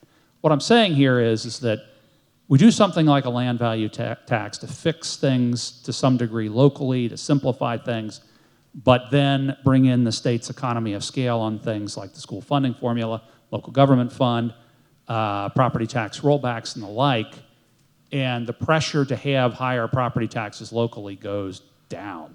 And I believe it would go down organically because, again, these guys don't like going to the ballot. Nobody likes going to the ballot. Well, maybe I'm sure there's some people that would like going to the ballot. I don't. And I know for a fact that, you know, when you look at all the local officials throughout the state, I would be willing to bet the vast majority of them are Republican. You know, the party that you know, ostensibly is for small government, lower taxes. I don't believe for a second, you know, that these guys are just profligately spending money. I think if they had the support from the state level, absolutely property taxes would come down. And Okay. I think, too, the first gentleman, to your question as well, there's a lot of unintended consequences to the property tax abolishment. Government will always get theirs. Make no mistake at the state level. So I hear a lot of times with like, oh, Tennessee got rid of the income tax. Well, Tennessee's tourism tax went up. Florida got rid. Well, Florida's taxes are set up completely different. And I think a conversation that's come up over these last, I'd say a year and a half, more so now than ever, as we've debated. Senator, how many property tax bills do you think we've debated in the legislature? At least 40 different ideas, 40 different beliefs of how we should be doing things, is the conversation of consolidation. Whether you're Florida or you're Kentucky, they have county school districts, they have county services, they have county fire, they have county police. I mean, we have Butler County Sheriff's Office, but even consolidating down. And I think the point that was made earlier about taxing jurisdictions, Ohio has one of I think it's the top state in the country as far as taxing jurisdictions do go. So we've made reforms in the legislature to get rid of, not get rid of is a bad way to put it, but get rid of villages who are operating in some of these areas and taxing people. And it's like, well, what services do you actually provide? And at the end of the day, we're trying to shift this conversation back to the local because, as talked about with Representative Gross, the property taxes don't leave Butler County. And I think people get that misconstrued a lot. When you vote on levies or you don't vote for levies, that's affecting your property tax bill here in Butler County. Now, the state, they look at some other things, or they might give less money based on the way your values look and then how wealthy you look on paper. So there is unintended consequence on that part. But I think the craziest thing about your question about how we would make up this money is this group that's pushing the abolished property tax. They are very well-intended people. They want to help people who are being hurt and being forced out of their homes by property taxes. And I sympathize and I agree with them on that point. But whenever you ask them, well, how are you going to make up $24 billion? Well, the legislature will figure it out. So the same group of people that they're going after and saying, the legislature's terrible, they're not acting enough, they're not doing enough, we can't rely on the legislature, is now going to turn around and say, well, we trust you with $24 billion. And like I said, we fund a 2-year budget on $86 billion. We medicate 50% of our budget. We educate and we incarcerate. That's most of our budget at the state level. So people always ask, what do you spend money on?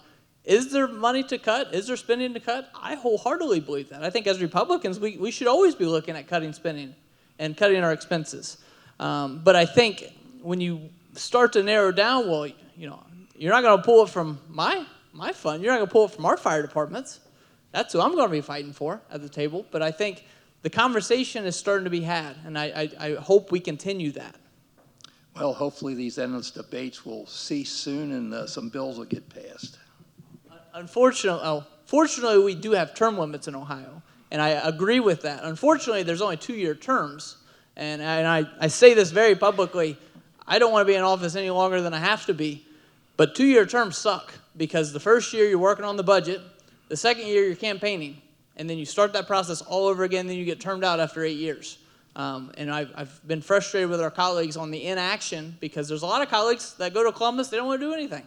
They don't want to vote on these things. They don't want to upset the county services. They don't want to upset the schools. They don't want to upset anybody. Well, nobody forced us to do this job. I signed up to do this job because I wanted to be the best voice for my district, and I wanted to lead on things and vote on things and be their voice in Columbus and to make tough decisions. And unfortunately, we have to make tough decisions sometimes. All right, thank you.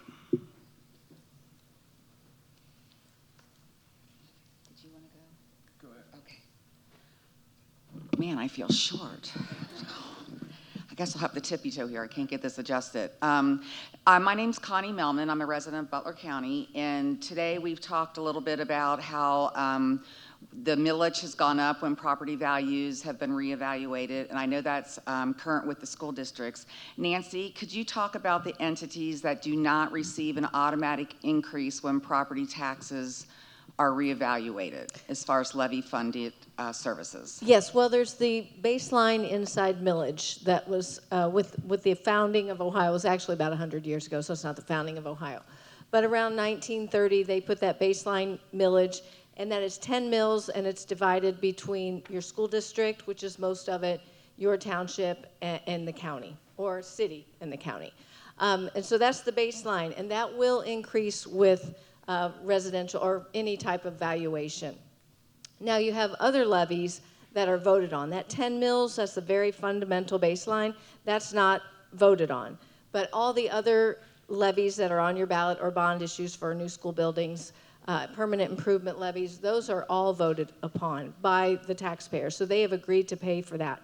Now, theoretically, as values go up, rates go down, so that each of those levies that you're paying for will collect the same amount every year. However, school districts have a trigger. House Bill 920 from the I think it was 1975 or something. What? Are you sure? I think it was 76. Anyway, I was born then, he was not. They put in House Bill 920 to protect the taxpayers so that as values go up, rates go down, so the taxpayers will pay their normal amount for every levy. However, they have a 20 mil floor, which guarantees school districts 20 mils. And 8 of our 10 school districts in Butler County are what you call at the 20 mil floor, and that includes Ross, Hamilton, Middletown, Talawanda, Edgewood, Madison, not Lakota, and not Fairfield. So the trigger is that they have so much millage as the values go up. Once the rates drop and it hits that 20 mils, they don't drop anymore. So that means there's been an explosion for those school districts at the 20 mil floor. It's 8 of 10. And because Fairfield and Lakota are such big school districts, they're probably half of Butler County's school children or families.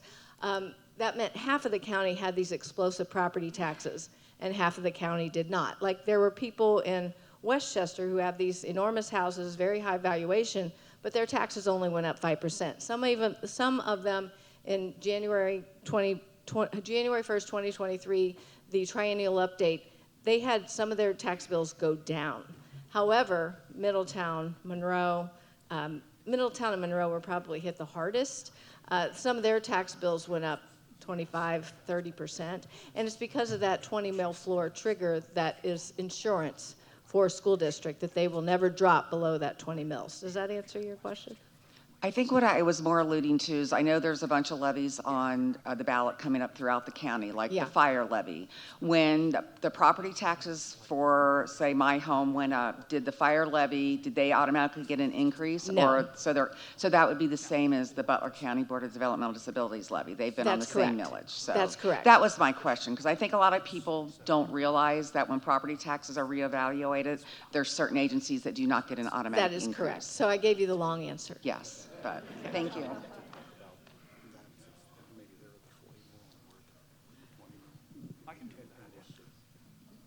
My name is Jerry Hilbert, and those guys know me, but I'm with dyslexia. I'm only 28 years old, but that's another story. What I want to ask is, I have property in Tennessee, and the county there is in Cumberland County. The property value tax is very low. Now, have you looked at the sales tax is up at 9 and 12%.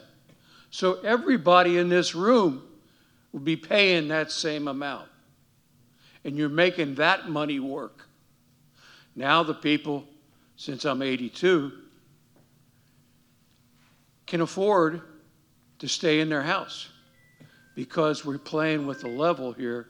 Say we stop right now with the tax value at 2025, not move it for 3 years up. What value for sales value would we have to put it at a higher, put the sales value for tax up? So I was going to say, I don't really have an answer for that. So you're just saying like, hey, skip an appraisal cycle. Yes. Yes. So there's two things to keep in mind. One, if we tried to do that and, put the burden on the locals, that would be blatantly unconstitutional. So this would have to be done at the state level to pay for something Yes. like that. Yes. Or the federal government level. Too far well, out. I mean, we're talking, trying to subsidize local property taxes. That would have to be done Right. at the state level. Yes, we could do that. I don't know what the sales tax increase would be, but I will tell you the thing that in terms of raising that money, it would be quite easy to do, given my perennial boogeyman in Columbus, and that is the tax expenditure list. So this is something I think all of you should look at. We have in Ohio a tax expenditure list. Now, what is that? What is on that list? And by the way, that's upwards of 11 or 12 billion dollars every year on these things. Some of them, might make some sense. Others, would you be surprised to hear that we spend $16 million per fiscal year on a tax break for private jet timeshares? 16 million every year. And the argument is, oh, wait a minute, NetJets might not be here if we didn't do that. My response is, I don't care. Don't cap that at $800 and while we are having a property tax problem. So that's 12 billion. And some of these things, I mean, when you look at them, they add up significantly. And the same is also true for our more general taxes. And the reason I bring this up is that I get it. Nobody wants to pay taxes. A lot of folks are very anti-tax. But here's the catch. In Ohio, there's this thought that, well, we want to keep the severance tax, which, by the way, is oil and gas and mineral extraction taxes. We want to keep that low. We want those people to locate here. My response is, really? If we had the exact same tax regime as either Texas, red state, North Dakota, red state, Alaska, red state, we would bring in not 16 million like the NetJets example, but 500 million per fiscal year. Would it be irresponsible for the state to simply do what those states are doing? No.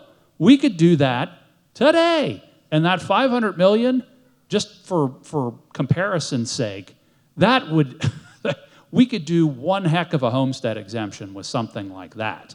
Because a lot of it is already budgeted. I mean, the state does pay for a lot of this, but to boost that up significantly or do what you're saying, again, I don't have a number off the top of my head, what that would be, but I bet you would make a significant dent in what you're trying to do. Right. Because now you got the value of the property where other people can afford it.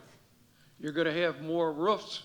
Like this guy always used to say, we need more roofs in Ross Township for taxes. So we make this work, and everybody pays sales tax. That's all. Mr. Hilbert, to just give you a little more information as well, currently in Ohio, townships do not benefit from sales tax, nor do we have the ability to impose an income tax. So there would need to be legislative action to change that to include townships. If not, again, we would be at the mercy of the state to give us the supplemental difference. We're all the government. All of us are the government, correct? Everybody in this room? We are the government. Why can't we do it? That's all I'm asking. It's a way to look at it.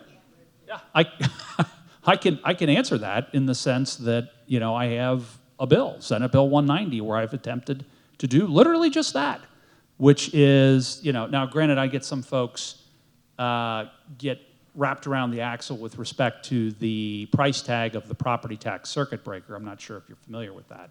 The idea is that once your taxes get to a certain point, they cut off because the state starts taking on the burden beyond that. Now, the price tag of that is about $1 billion per fiscal year. But we went through the exercise of finding money to do all that. I think part of the problem is that there's an attitude that is, property taxes are a local thing, locals can handle that. And I can't begin to tell you just how out of touch that notion is, especially considering they're as high as they are in many respects because of us not doing our fair share with respect to public education, local government fund, and a whole host of other things. But it's not for lack of trying. A lot of us up here have been trying for something like that, but I can't make my colleagues do anything any more than these folks can, and it is deeply frustrating. It really is. I don't think that's a great answer that you want to hear, but that's the truth. Everything is frustrating. Everything is hard to do. But there's 88 counties and you could somehow get them to look at how their value of property is compared to what sort of sales tax they would need, and then get something standard. Well, So everybody's paying sales tax.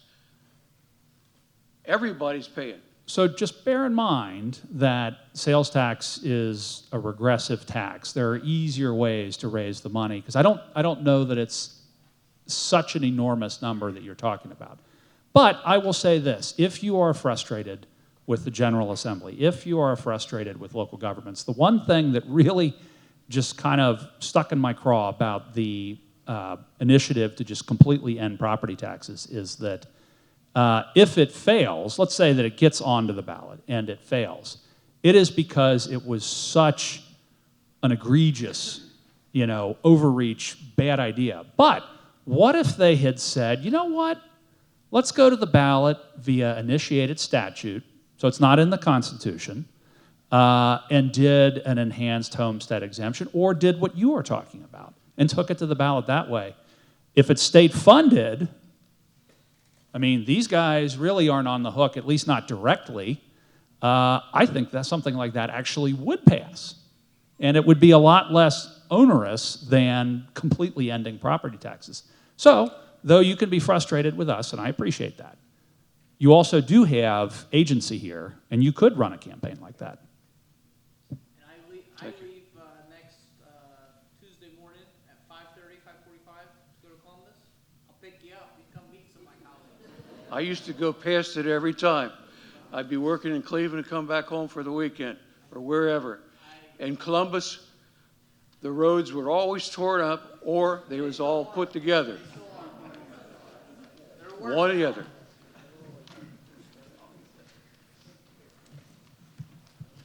Anyone else?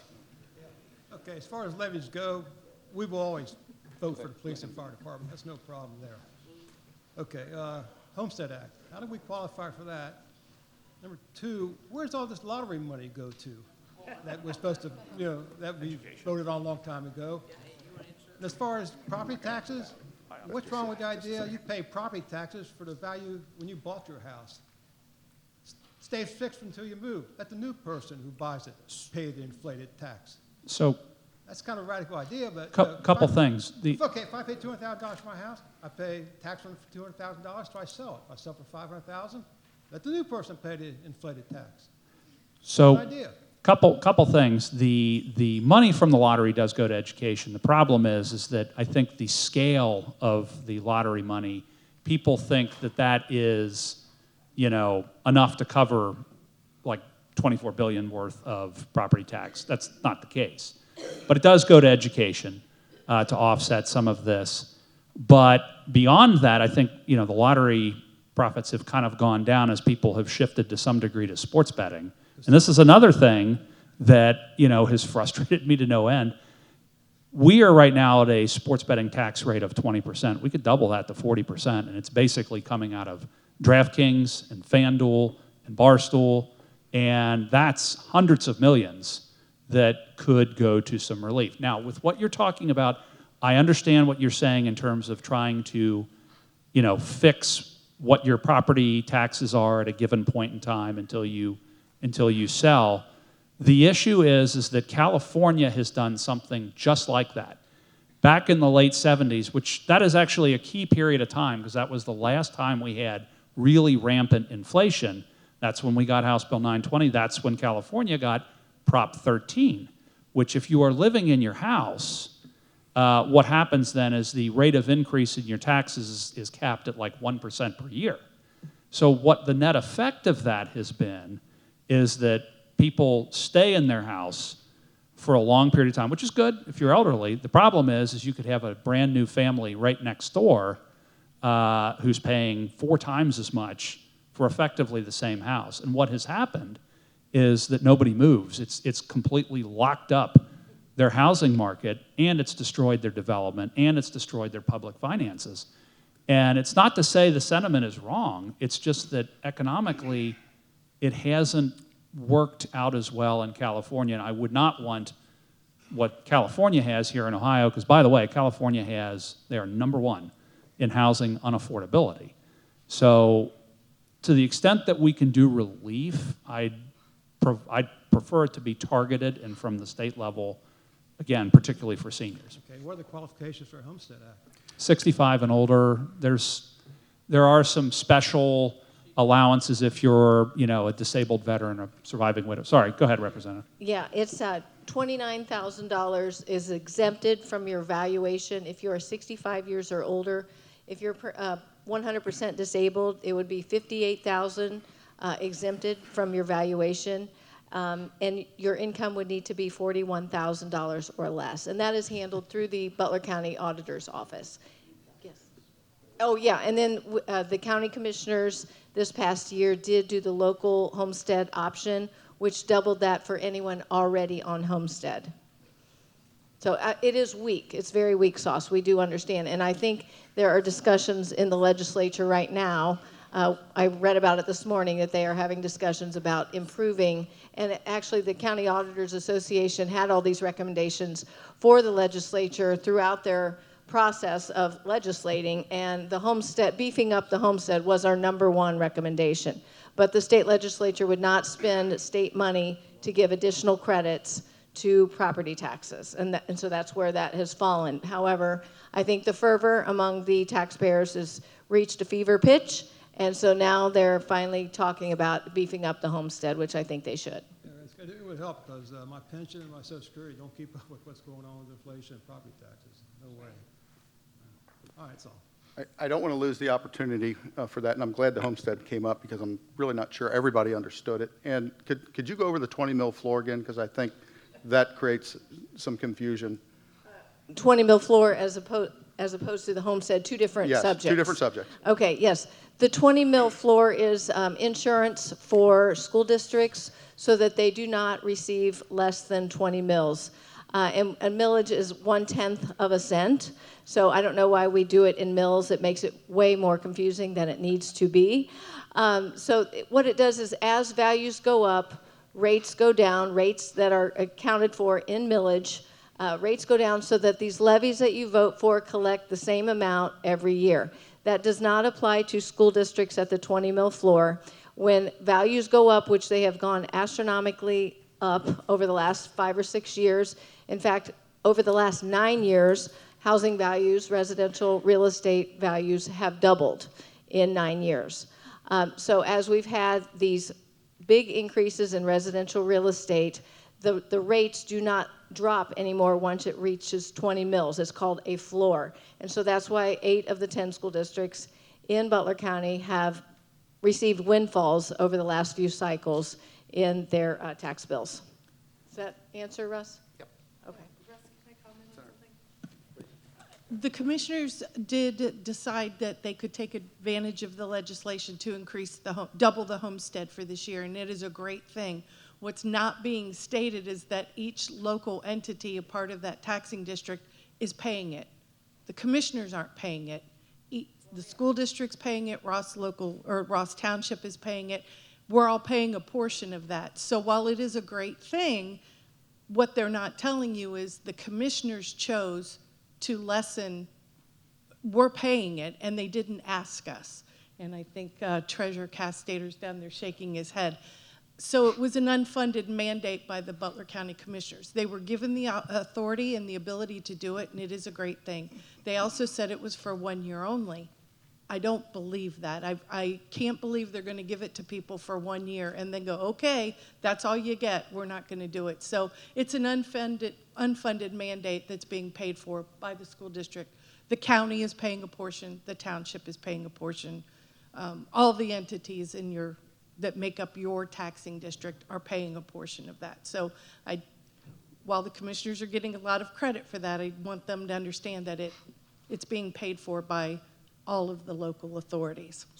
But I wanted to also say, when you're talking about $665 million in collection, this benefit that the commissioners did give to homestead recipients was only about $7.6 million. So we're talking 1% at the most. And they did dictate the cuts, but they have been listening to taxpayers who are very upset about their tax bills.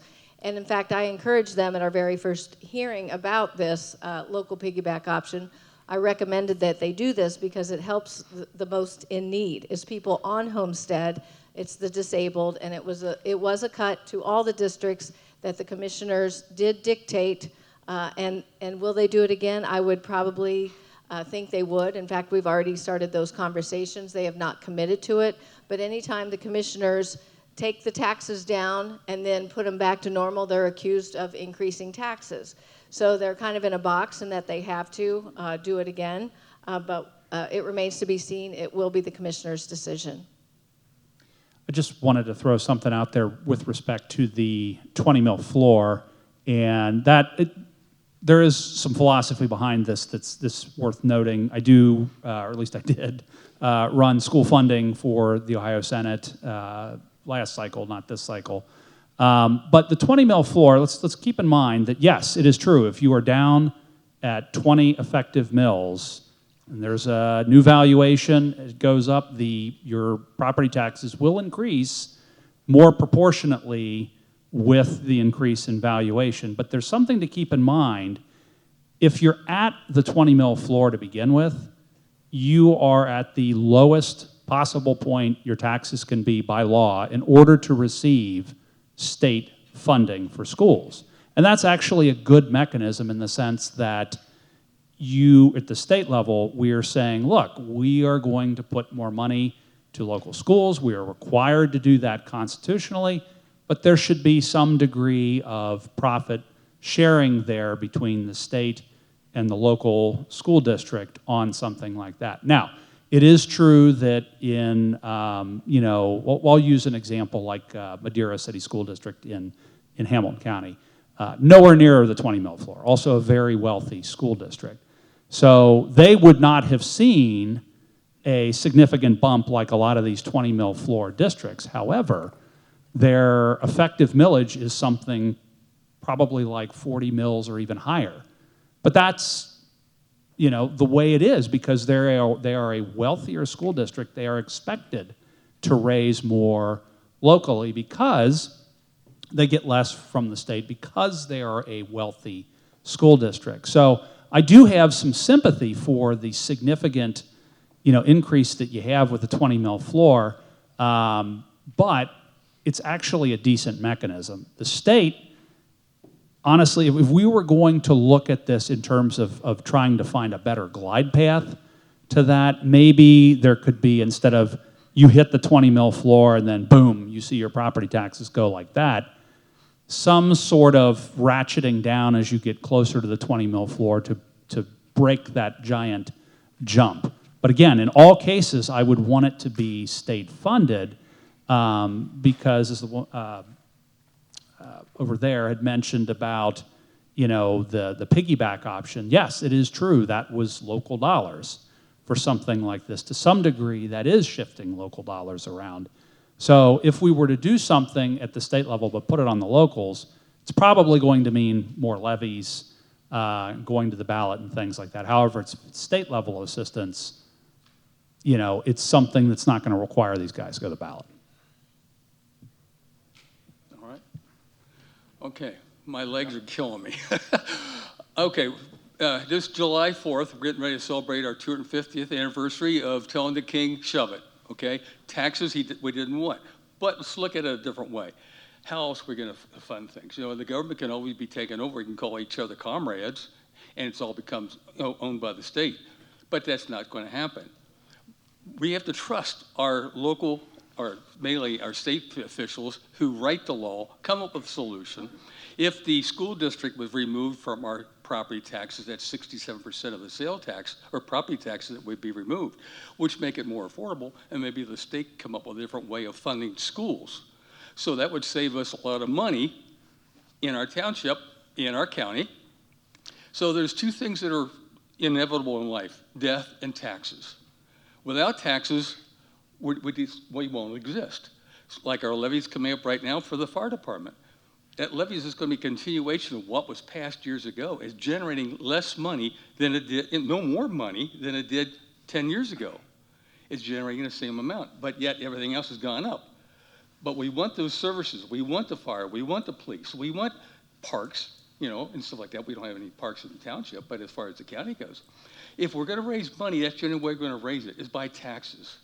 I don't like paying taxes any more than anybody else does, but that's an inevitable thing in life. So let's just trust our state representative and our state senator to come up with a solution that will be workable for everybody and not get on everybody's ass. That's all. I think your idea is not a bad idea, though. And I want you to understand that Vivek was in Westchester last Saturday. This is something that we talked about. I only had 2 minutes to talk to him, but this is something we talked about, separating that.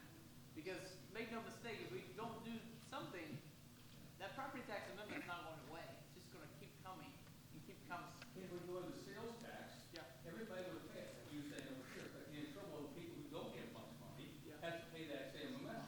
So what we'll do, we'll be driving business away from our local businesses to go to Indiana, Kentucky. So people want to buy a car, will go to a different state and buy a car there because our taxes are a lot higher. Yeah. And if we're looking at 18 to 22%, or 18 to 20% sales tax, that's right now. Property taxes can be deducted from your income tax, but you can't deduct sales tax because there's no way of tracking it. So sales tax is really not a way to go. Property tax is the way to stay, but let's just come up with a different solution, that's all.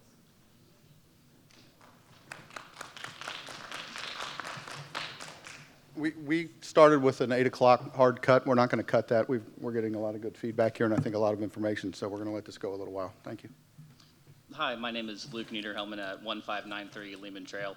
I have a question based on the property valuations. So I believe Thomas Holtz with HB 156, I think you mentioned. But recent property tax measures signed into law were based on current property valuations, yet the underlying valuation process itself, it doesn't seem like it's significantly changed whatsoever. Given that the values increased after 2020, how can you assure property owners that these reforms will meaningfully reduce our tax burden rather than simply adjust the taxes moving forward when we already have elevated values? And then to go with that, my grandparents' property, they recently sold, but they've been there for 18 plus years, and I think it was, again, HB 156 that had a credit up until, or to qualify for the exemption was an appraisal of $500,000. Well, their home was originally $200,000. And then over the past 6 different cycles over the last 9 years, now it's $580,000 appraised value. So they wouldn't qualify for that bill. So how can we fix the valuation process when that's already inflated rather than just try to reduce the tax burden? Yeah, I'll first talk about. Okay, I'll first talk about the valuation process. The auditor's office does the revaluation. 3 years later is a triennial update, and that is based on all the sales in every neighborhood. We have appraisers in the office, and the Department of Tax Equalization mandates that we have our values either 90% to 110% of the sales that are happening in those neighborhoods. We have had very few Board of Revision complaints because the auditor keeps our values at 90%. We try to keep our values as low as possible. We don't get many complaints about people's values because when you go to our website, you see all the sales in your neighborhood, you know that you can sell your house for that amount. So as the auditors across the state always say, we don't have a value problem, we have a tax problem. So we don't want to mess, our appraisal standards are according to international appraiser standards that are used everywhere. And so we are going by those international standards. The problem is we've just had such increase in the residential real estate market. It's not the auditor values that are the problem. It is the taxes that are associated with those values. And number one, I appreciate your question and appreciate you being here tonight. The other thing that we did do that was signed into law in December was giving our auditors more say in that process. So right now, if you want to, during 3 year, the 6 year, the state tax commissioner can come in and say, well, I think your value is this. County auditor can, say, I don't think it should be that high. Well, we've now changed that process to now start with the county auditor. We used to start with the state, and then the county auditor would have to fight, take it to appeals court, and try to win in appeals court. And historically, Butler County's, not done well with the state tax commissioner. But with the new auditor and new legislation that gives more power to our county auditors, we believe that will make an impact. Now, you mentioned 156. So when we he wasn't the minority leader when we introduced this, obviously. He was just a representative just like I was. But we kept hearing about the same type of situation. And what we did is we started with 500,000 as the value because, and we made changes throughout the way with the age and the income. We even looked at going to 60 years old and $65,000 because we wanted to try and help the most amount of people. So we came up with 500,000. It was just another variation of our conversations with trying to hit the most amount of people. To Senator Blessing's point earlier, I think that this reform would have cost the state $342 million in one year and like $423 million in the other year because the state would pick up that other side of it. So it wouldn't go more on the locals. It would be more on the state to take onus of this. And then your last point about going forward, that is exactly what we tried to fix and we hope fixed with 186 and some of the other reforms that my colleague David Thomas worked on was going forward capping everything at inflation. So inflation, if it's 4 or 5% this year, 4 or 5% next year, it'll overall be 10%, but it will never be year to year going up 30% or year to year going up 40%. We don't want to ever see that happen again. And the point I made earlier about the 3-year versus 1-year average, which was House Bill 187 from the last General Assembly, we were trying to do the look back and trying to use a range of numbers, hoping that would be better for our constituents and their values and their complaints to the county auditors and the state tax commissioner. I hope I answered your question. You did. Thank you. I just wanted to say too, from what we've done so far, of the $24 billion in property tax that we pay, $3 billion has been reduced from the 6 pieces of legislation that we've passed. And then 156, the one you're talking about, has not passed yet, just so you know. Yep. So though it's a good idea, it has not made it through the Ohio House Chamber or the Senate so far. So just wanted to clarify that. Thank you. I'm probably one of the younger homeowners in this room, so I I'm love looking your engagement. for my plans for the future again with Ross Township and then the services that I would like to provide as a new homeowner as of 2023 when everything hit the fan. So. And to your point, you are very young. The average age of home ownership, new home buyers, I believe still, the auditor can correct me on this, 38 years old. So not only are we forcing our elders out of their home, but our younger, I have a 19-year-old and a 22-year-old, they can't afford to buy a home. And so all of these things come together when we're trying, but I love what the senator was saying. We have a lot of waste, and I don't think anybody else has said this, but we spend too much at the state level. And when you hear about net jets and you hear about potential $520 million, we've got to get, and to Representative Hall's point, we got to get some of our Yahoo colleagues to be willing to cut these expenses. And it's tough. Our budget this past year was 5,200 pages. The federal budget, 1,000. So when I voted for the 6 property tax relief bills to the tune of $3 billion, we had to suck up $600 million that went to the Haslams in Cleveland for the Cleveland Browns in that very same budget. So, but you can see how my heart is with my district who needs property tax reform, and then they throw in this garbage, and we're like, well, what do I do? What do I do? So. Thank you. Sir? If the scenario were to be that the property tax is abolished and you attempt to replace it through sales tax or income tax, would that be on the ballot for the voters to decide? No. Or No. legislators would assign the rate and what the effective start of it? And there have been a lot of discussions of like a use tax, like say, I just know I would never leave our state without fire and police. I don't know what we will do, but we would find a way. There's no way we can go without police and fire. So there would be a use tax, or like we've talked about, like Rapal was talking about, consolidating some of our municipalities, schools, things like that. There would be a lot of change, And if you read the amendment, so as legislators, we see amendments all the time on the ballot. We can typically point to one thing, or it's 400 pages or it's 200 pages. It's misleading. This one's very clear. It's only like 7 or 8 lines, and it says, the first year after the vote of abolish property tax, there will be no property taxes. So let's play this out. They have till July to get the signatures. Let's say they make the ballot by November. Let's say it passes in November.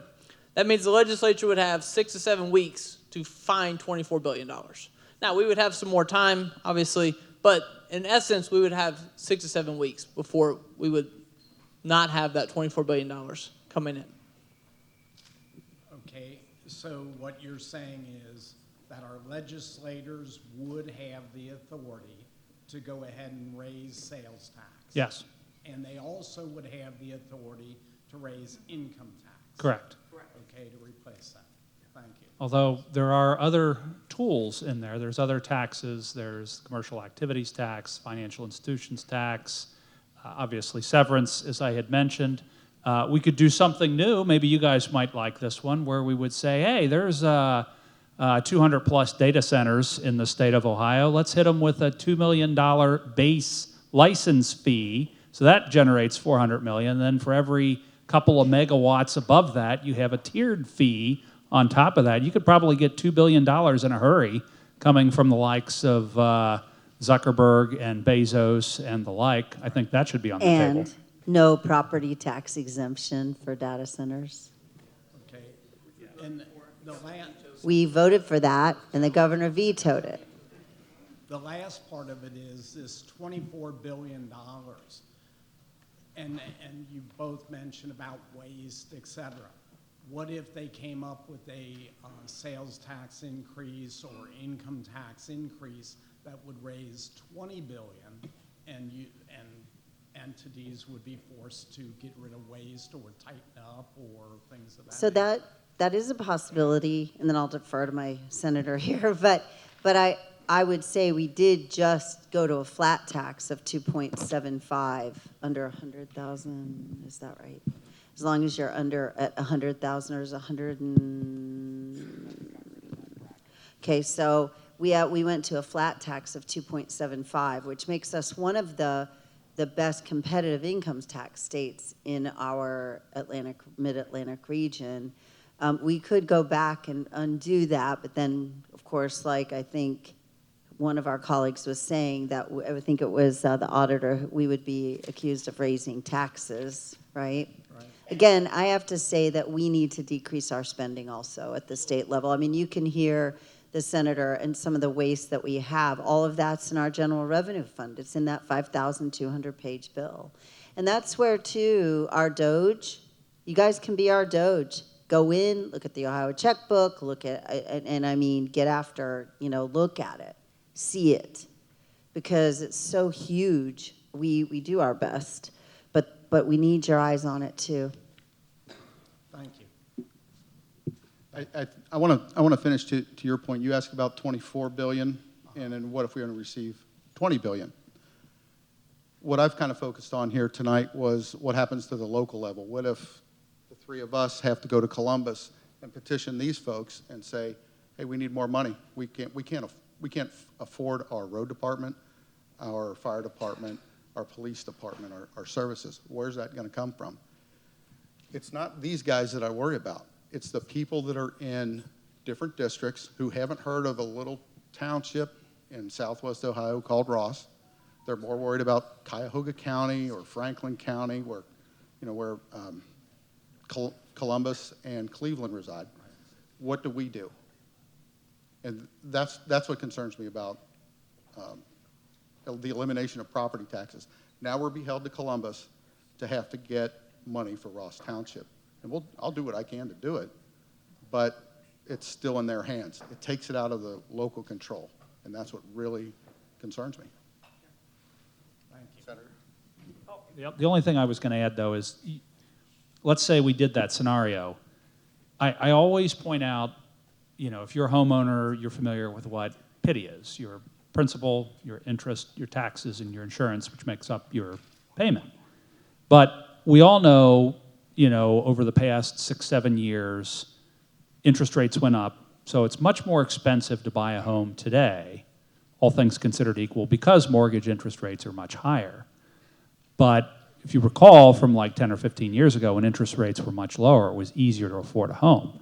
The reason I bring this up is that when we think of this, that interest rates go up, the price of homes typically comes down. And the reverse is actually true in the sense that as interest rates go down, home prices go up. So that's the way it is for interest rates, but that same effect occurs with respect to property taxes. So even if we did this scenario where we were able to pay for all of this with sales and income and data center taxes and spending cuts and whatnot, it's still going to lead to an explosion in real estate prices, which admittedly, no more property taxes, so that's not on the table, but insurance is still there because that's not going away. That will go up. If you are a young family looking to buy a home, it's, I think, as one of my colleagues mentioned earlier, all things considered equal, at that point, they are paying a much, much, much higher mortgage now because real estate prices are much higher. The insurance is much higher on that. And, oh, by the way, they still have to pay for all of the local services that they would otherwise get, but this time it's through increased income and sales taxes. So for whoever is not a homeowner today in Ohio, moving to Ohio, and this occurs, it would be a massive tax increase compared to where we are today. Thank you. Dale? Russ, you brought up a good point at the very beginning, and the comment was, do we abolish property taxes or do we polish property taxes? If we go down the abolish route, it will happen quickly for a lot of seniors in here that their property taxes are going to go down real quick. How will we pay for the police? How will we pay for the fire? I don't know. Nor is it responsibility of those who got it to the ballot to give that information. The people who are responsible to figure out how to fix that are the elected officials. There's been plenty of elected officials, even prior to the three up here, that have done absolutely nothing. Not to pick on you, Mr. Blessing, your father, he was in there for 8 years. 30. In those, how long? 30. 30? I was looking at the Senate there for 7 to 14. Oh, it was 8 in the Senate. Okay. So he was in there, and in that time, I didn't find I found nothing that was put forth that would significantly fix or be proactive against property tax problems within the state. Nor has anybody else since 1997, when it was ruled unconstitutional, on how we fund schools like we have here in Ross. It's been ruled unconstitutional, 3 times? And the U.S. Supreme Court said, to hell with it, or not the Ohio Supreme Court said, to hell with it, we're done with it because no one wants to do anything at the state level. They don't care. So you leave these guys, they always have to go back and fight for our fair funding, which isn't fair. It's a bunch of bullshit. So if we abolish it, all the seniors suddenly get a lot of relief. How are we going to pay for it? I don't know. I have no clue at all. You're elected, figure it out. Be proactive, not reactive. No one's done anything before, so sometimes you have to burn the house down in order to get it rebuilt the correct way. No one wants to hear that. We don't want to have to figure out how we're going to pay for stuff. But if we wait on the whole polish aspect of property taxes, look at where your bills are at. They get drug and drug and drug, and absolutely nothing gets done. So we're going to instead say, hey, we're going to give you back something now. I think you said you get $200 back or something at some point around there. So maybe people had their property taxes raised by $1,000, $2,000, or $3,000. And then those at the elected at the state level say, hey, we're going to give you $200 back. You're throwing breadcrumbs back out. That's nothing meaningful. $200 when some of these peoples have raised $2,000 and they're having to decide, do I pay for my property tax? Do I pay for my medication? How will I pay for a hospital bill? So while I don't really agree with abolishing property taxes, that's the only way this is going to get fixed. You're not going to fix it with the three of you and everybody else throwing these little tiddlywink bills up there because the property taxes are raised. They're never going back down.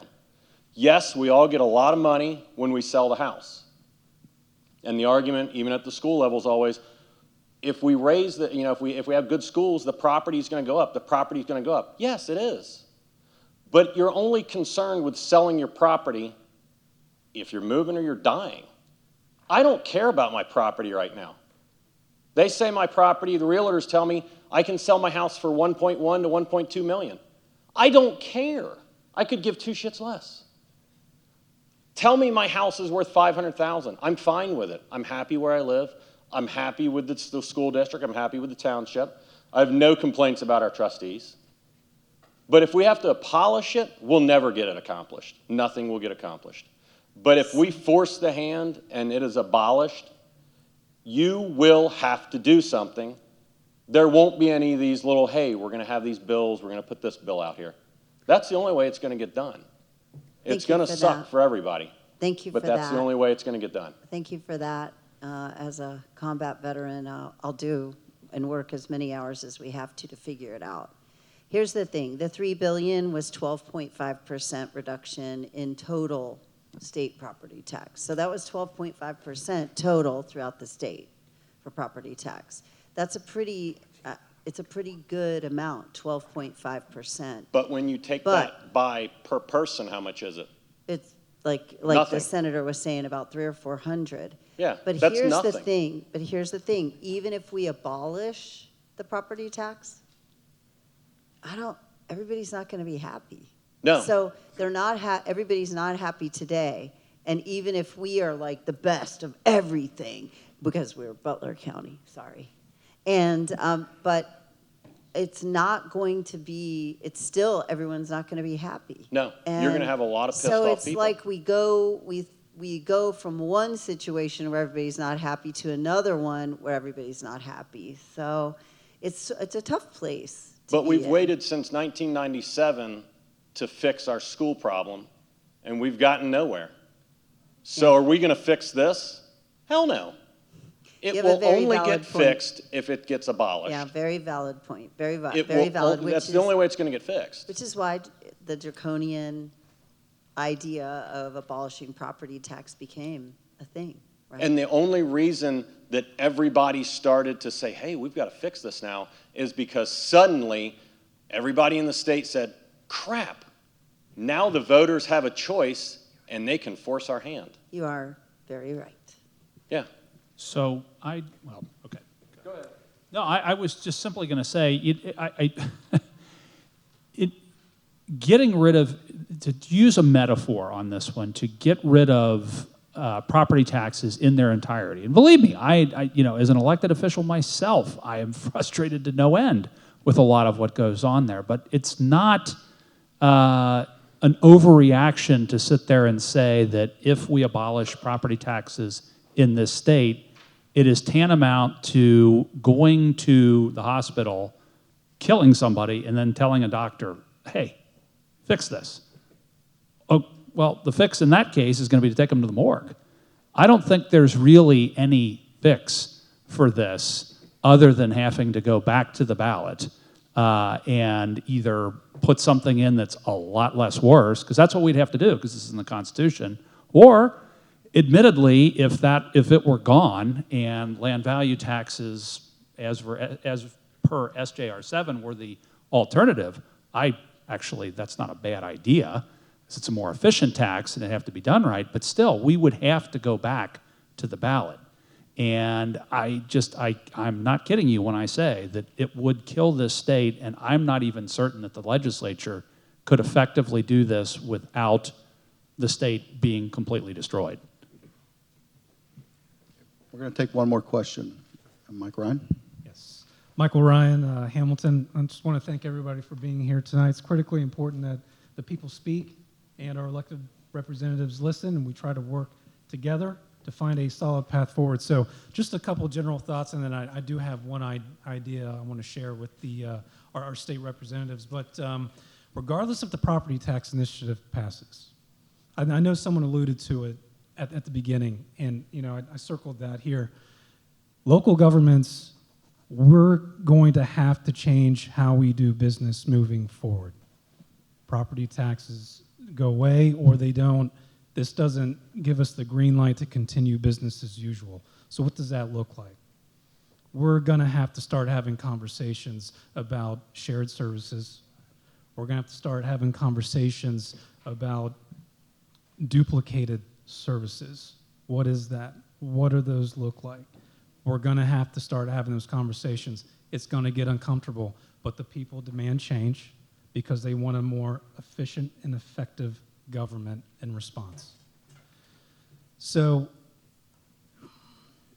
and here's my idea I'm going to present to our legislators. So, as you guys know, I served 8 years on Hamilton City Council.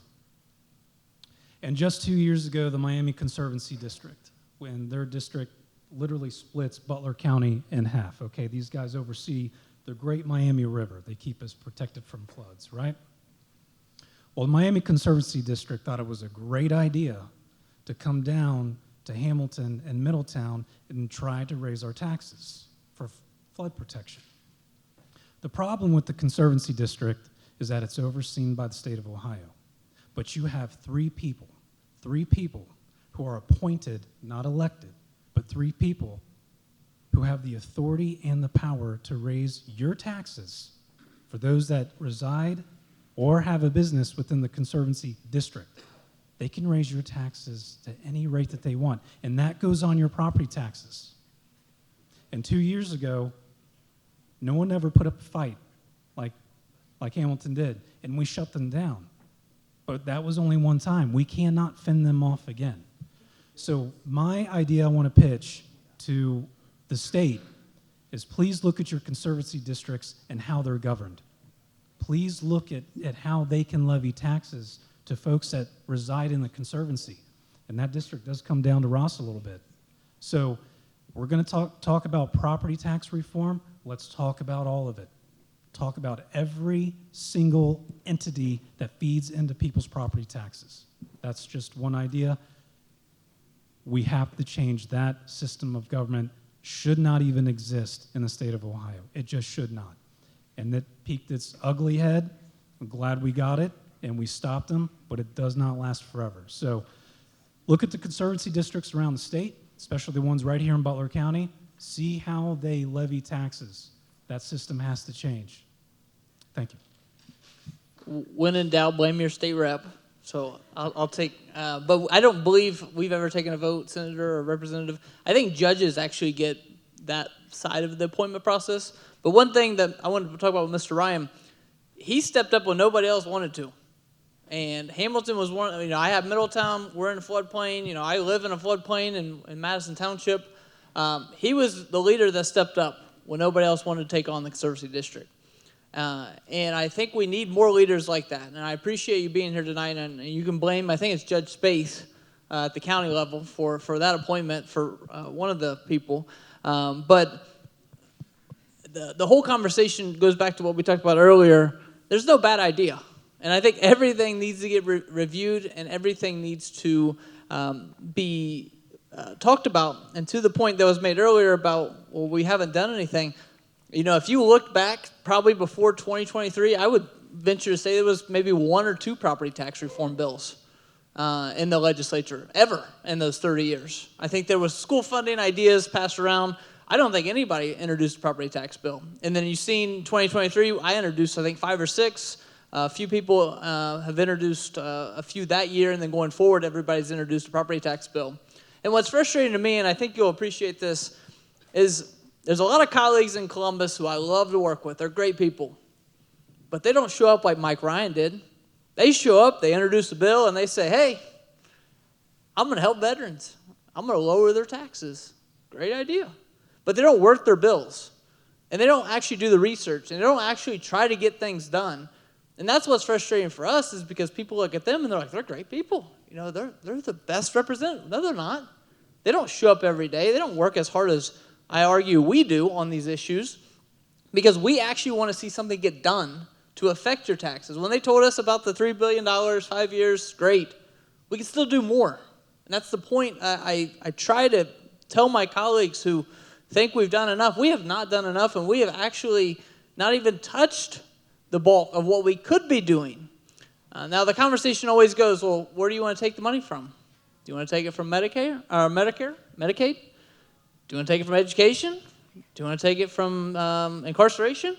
No, but we can get creative. We have shown that we can be creative in the legislature when they can find money for the Cleveland Browns, who has not had a winning record my whole lifetime, and they met with me. I'm not joking about this. This is the first year I sat on Finance Committee.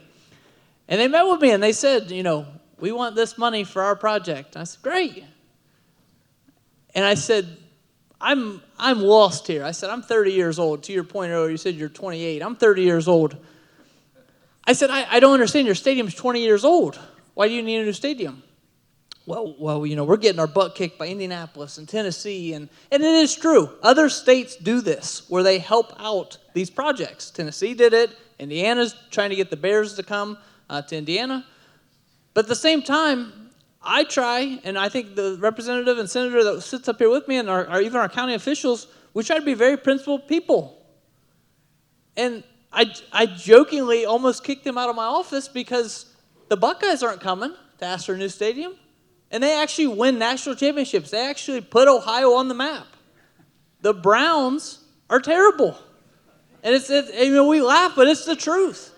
And here we are giving them money towards their stadium. It's all, and you know, it was sold to me. You'll love this. Oh, it's only $600 million. Well, you know what $600 million would do for property tax reform in this state? You know what that would actually do for people's taxes in this state? And that's the argument that we've made, pushing back on a lot of these people who are our colleagues on both sides of the aisle. And I love your fire, and I love what you said, because there's a lot of truth to that. And I wrote this quote down as you were talking. You know, pressure's a privilege. I feel that pressure every day, and I love it. I love waking up every day trying to figure out how we can fix people's problems. I probably had 15 phone calls a day of 15 different issues, people asking, hey, can you help? Hey, I have a question. I love that. But we have to do more. And if we want to ever see an Ohio where we allow people to retire and live in their own homes and contribute to their communities, we got to do more now. Because if we don't do more now, we're not going to do more later. We got to do more now to affect the later.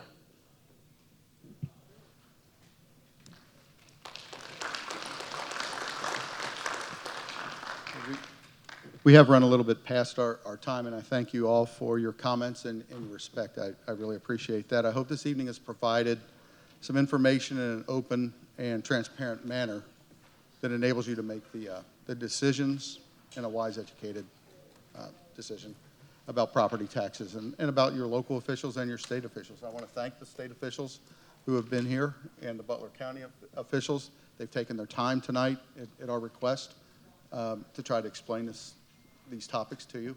I think they're very important, and I hope it helped.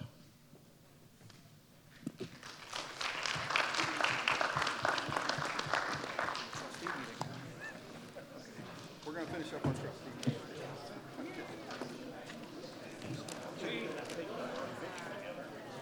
Is there any further action?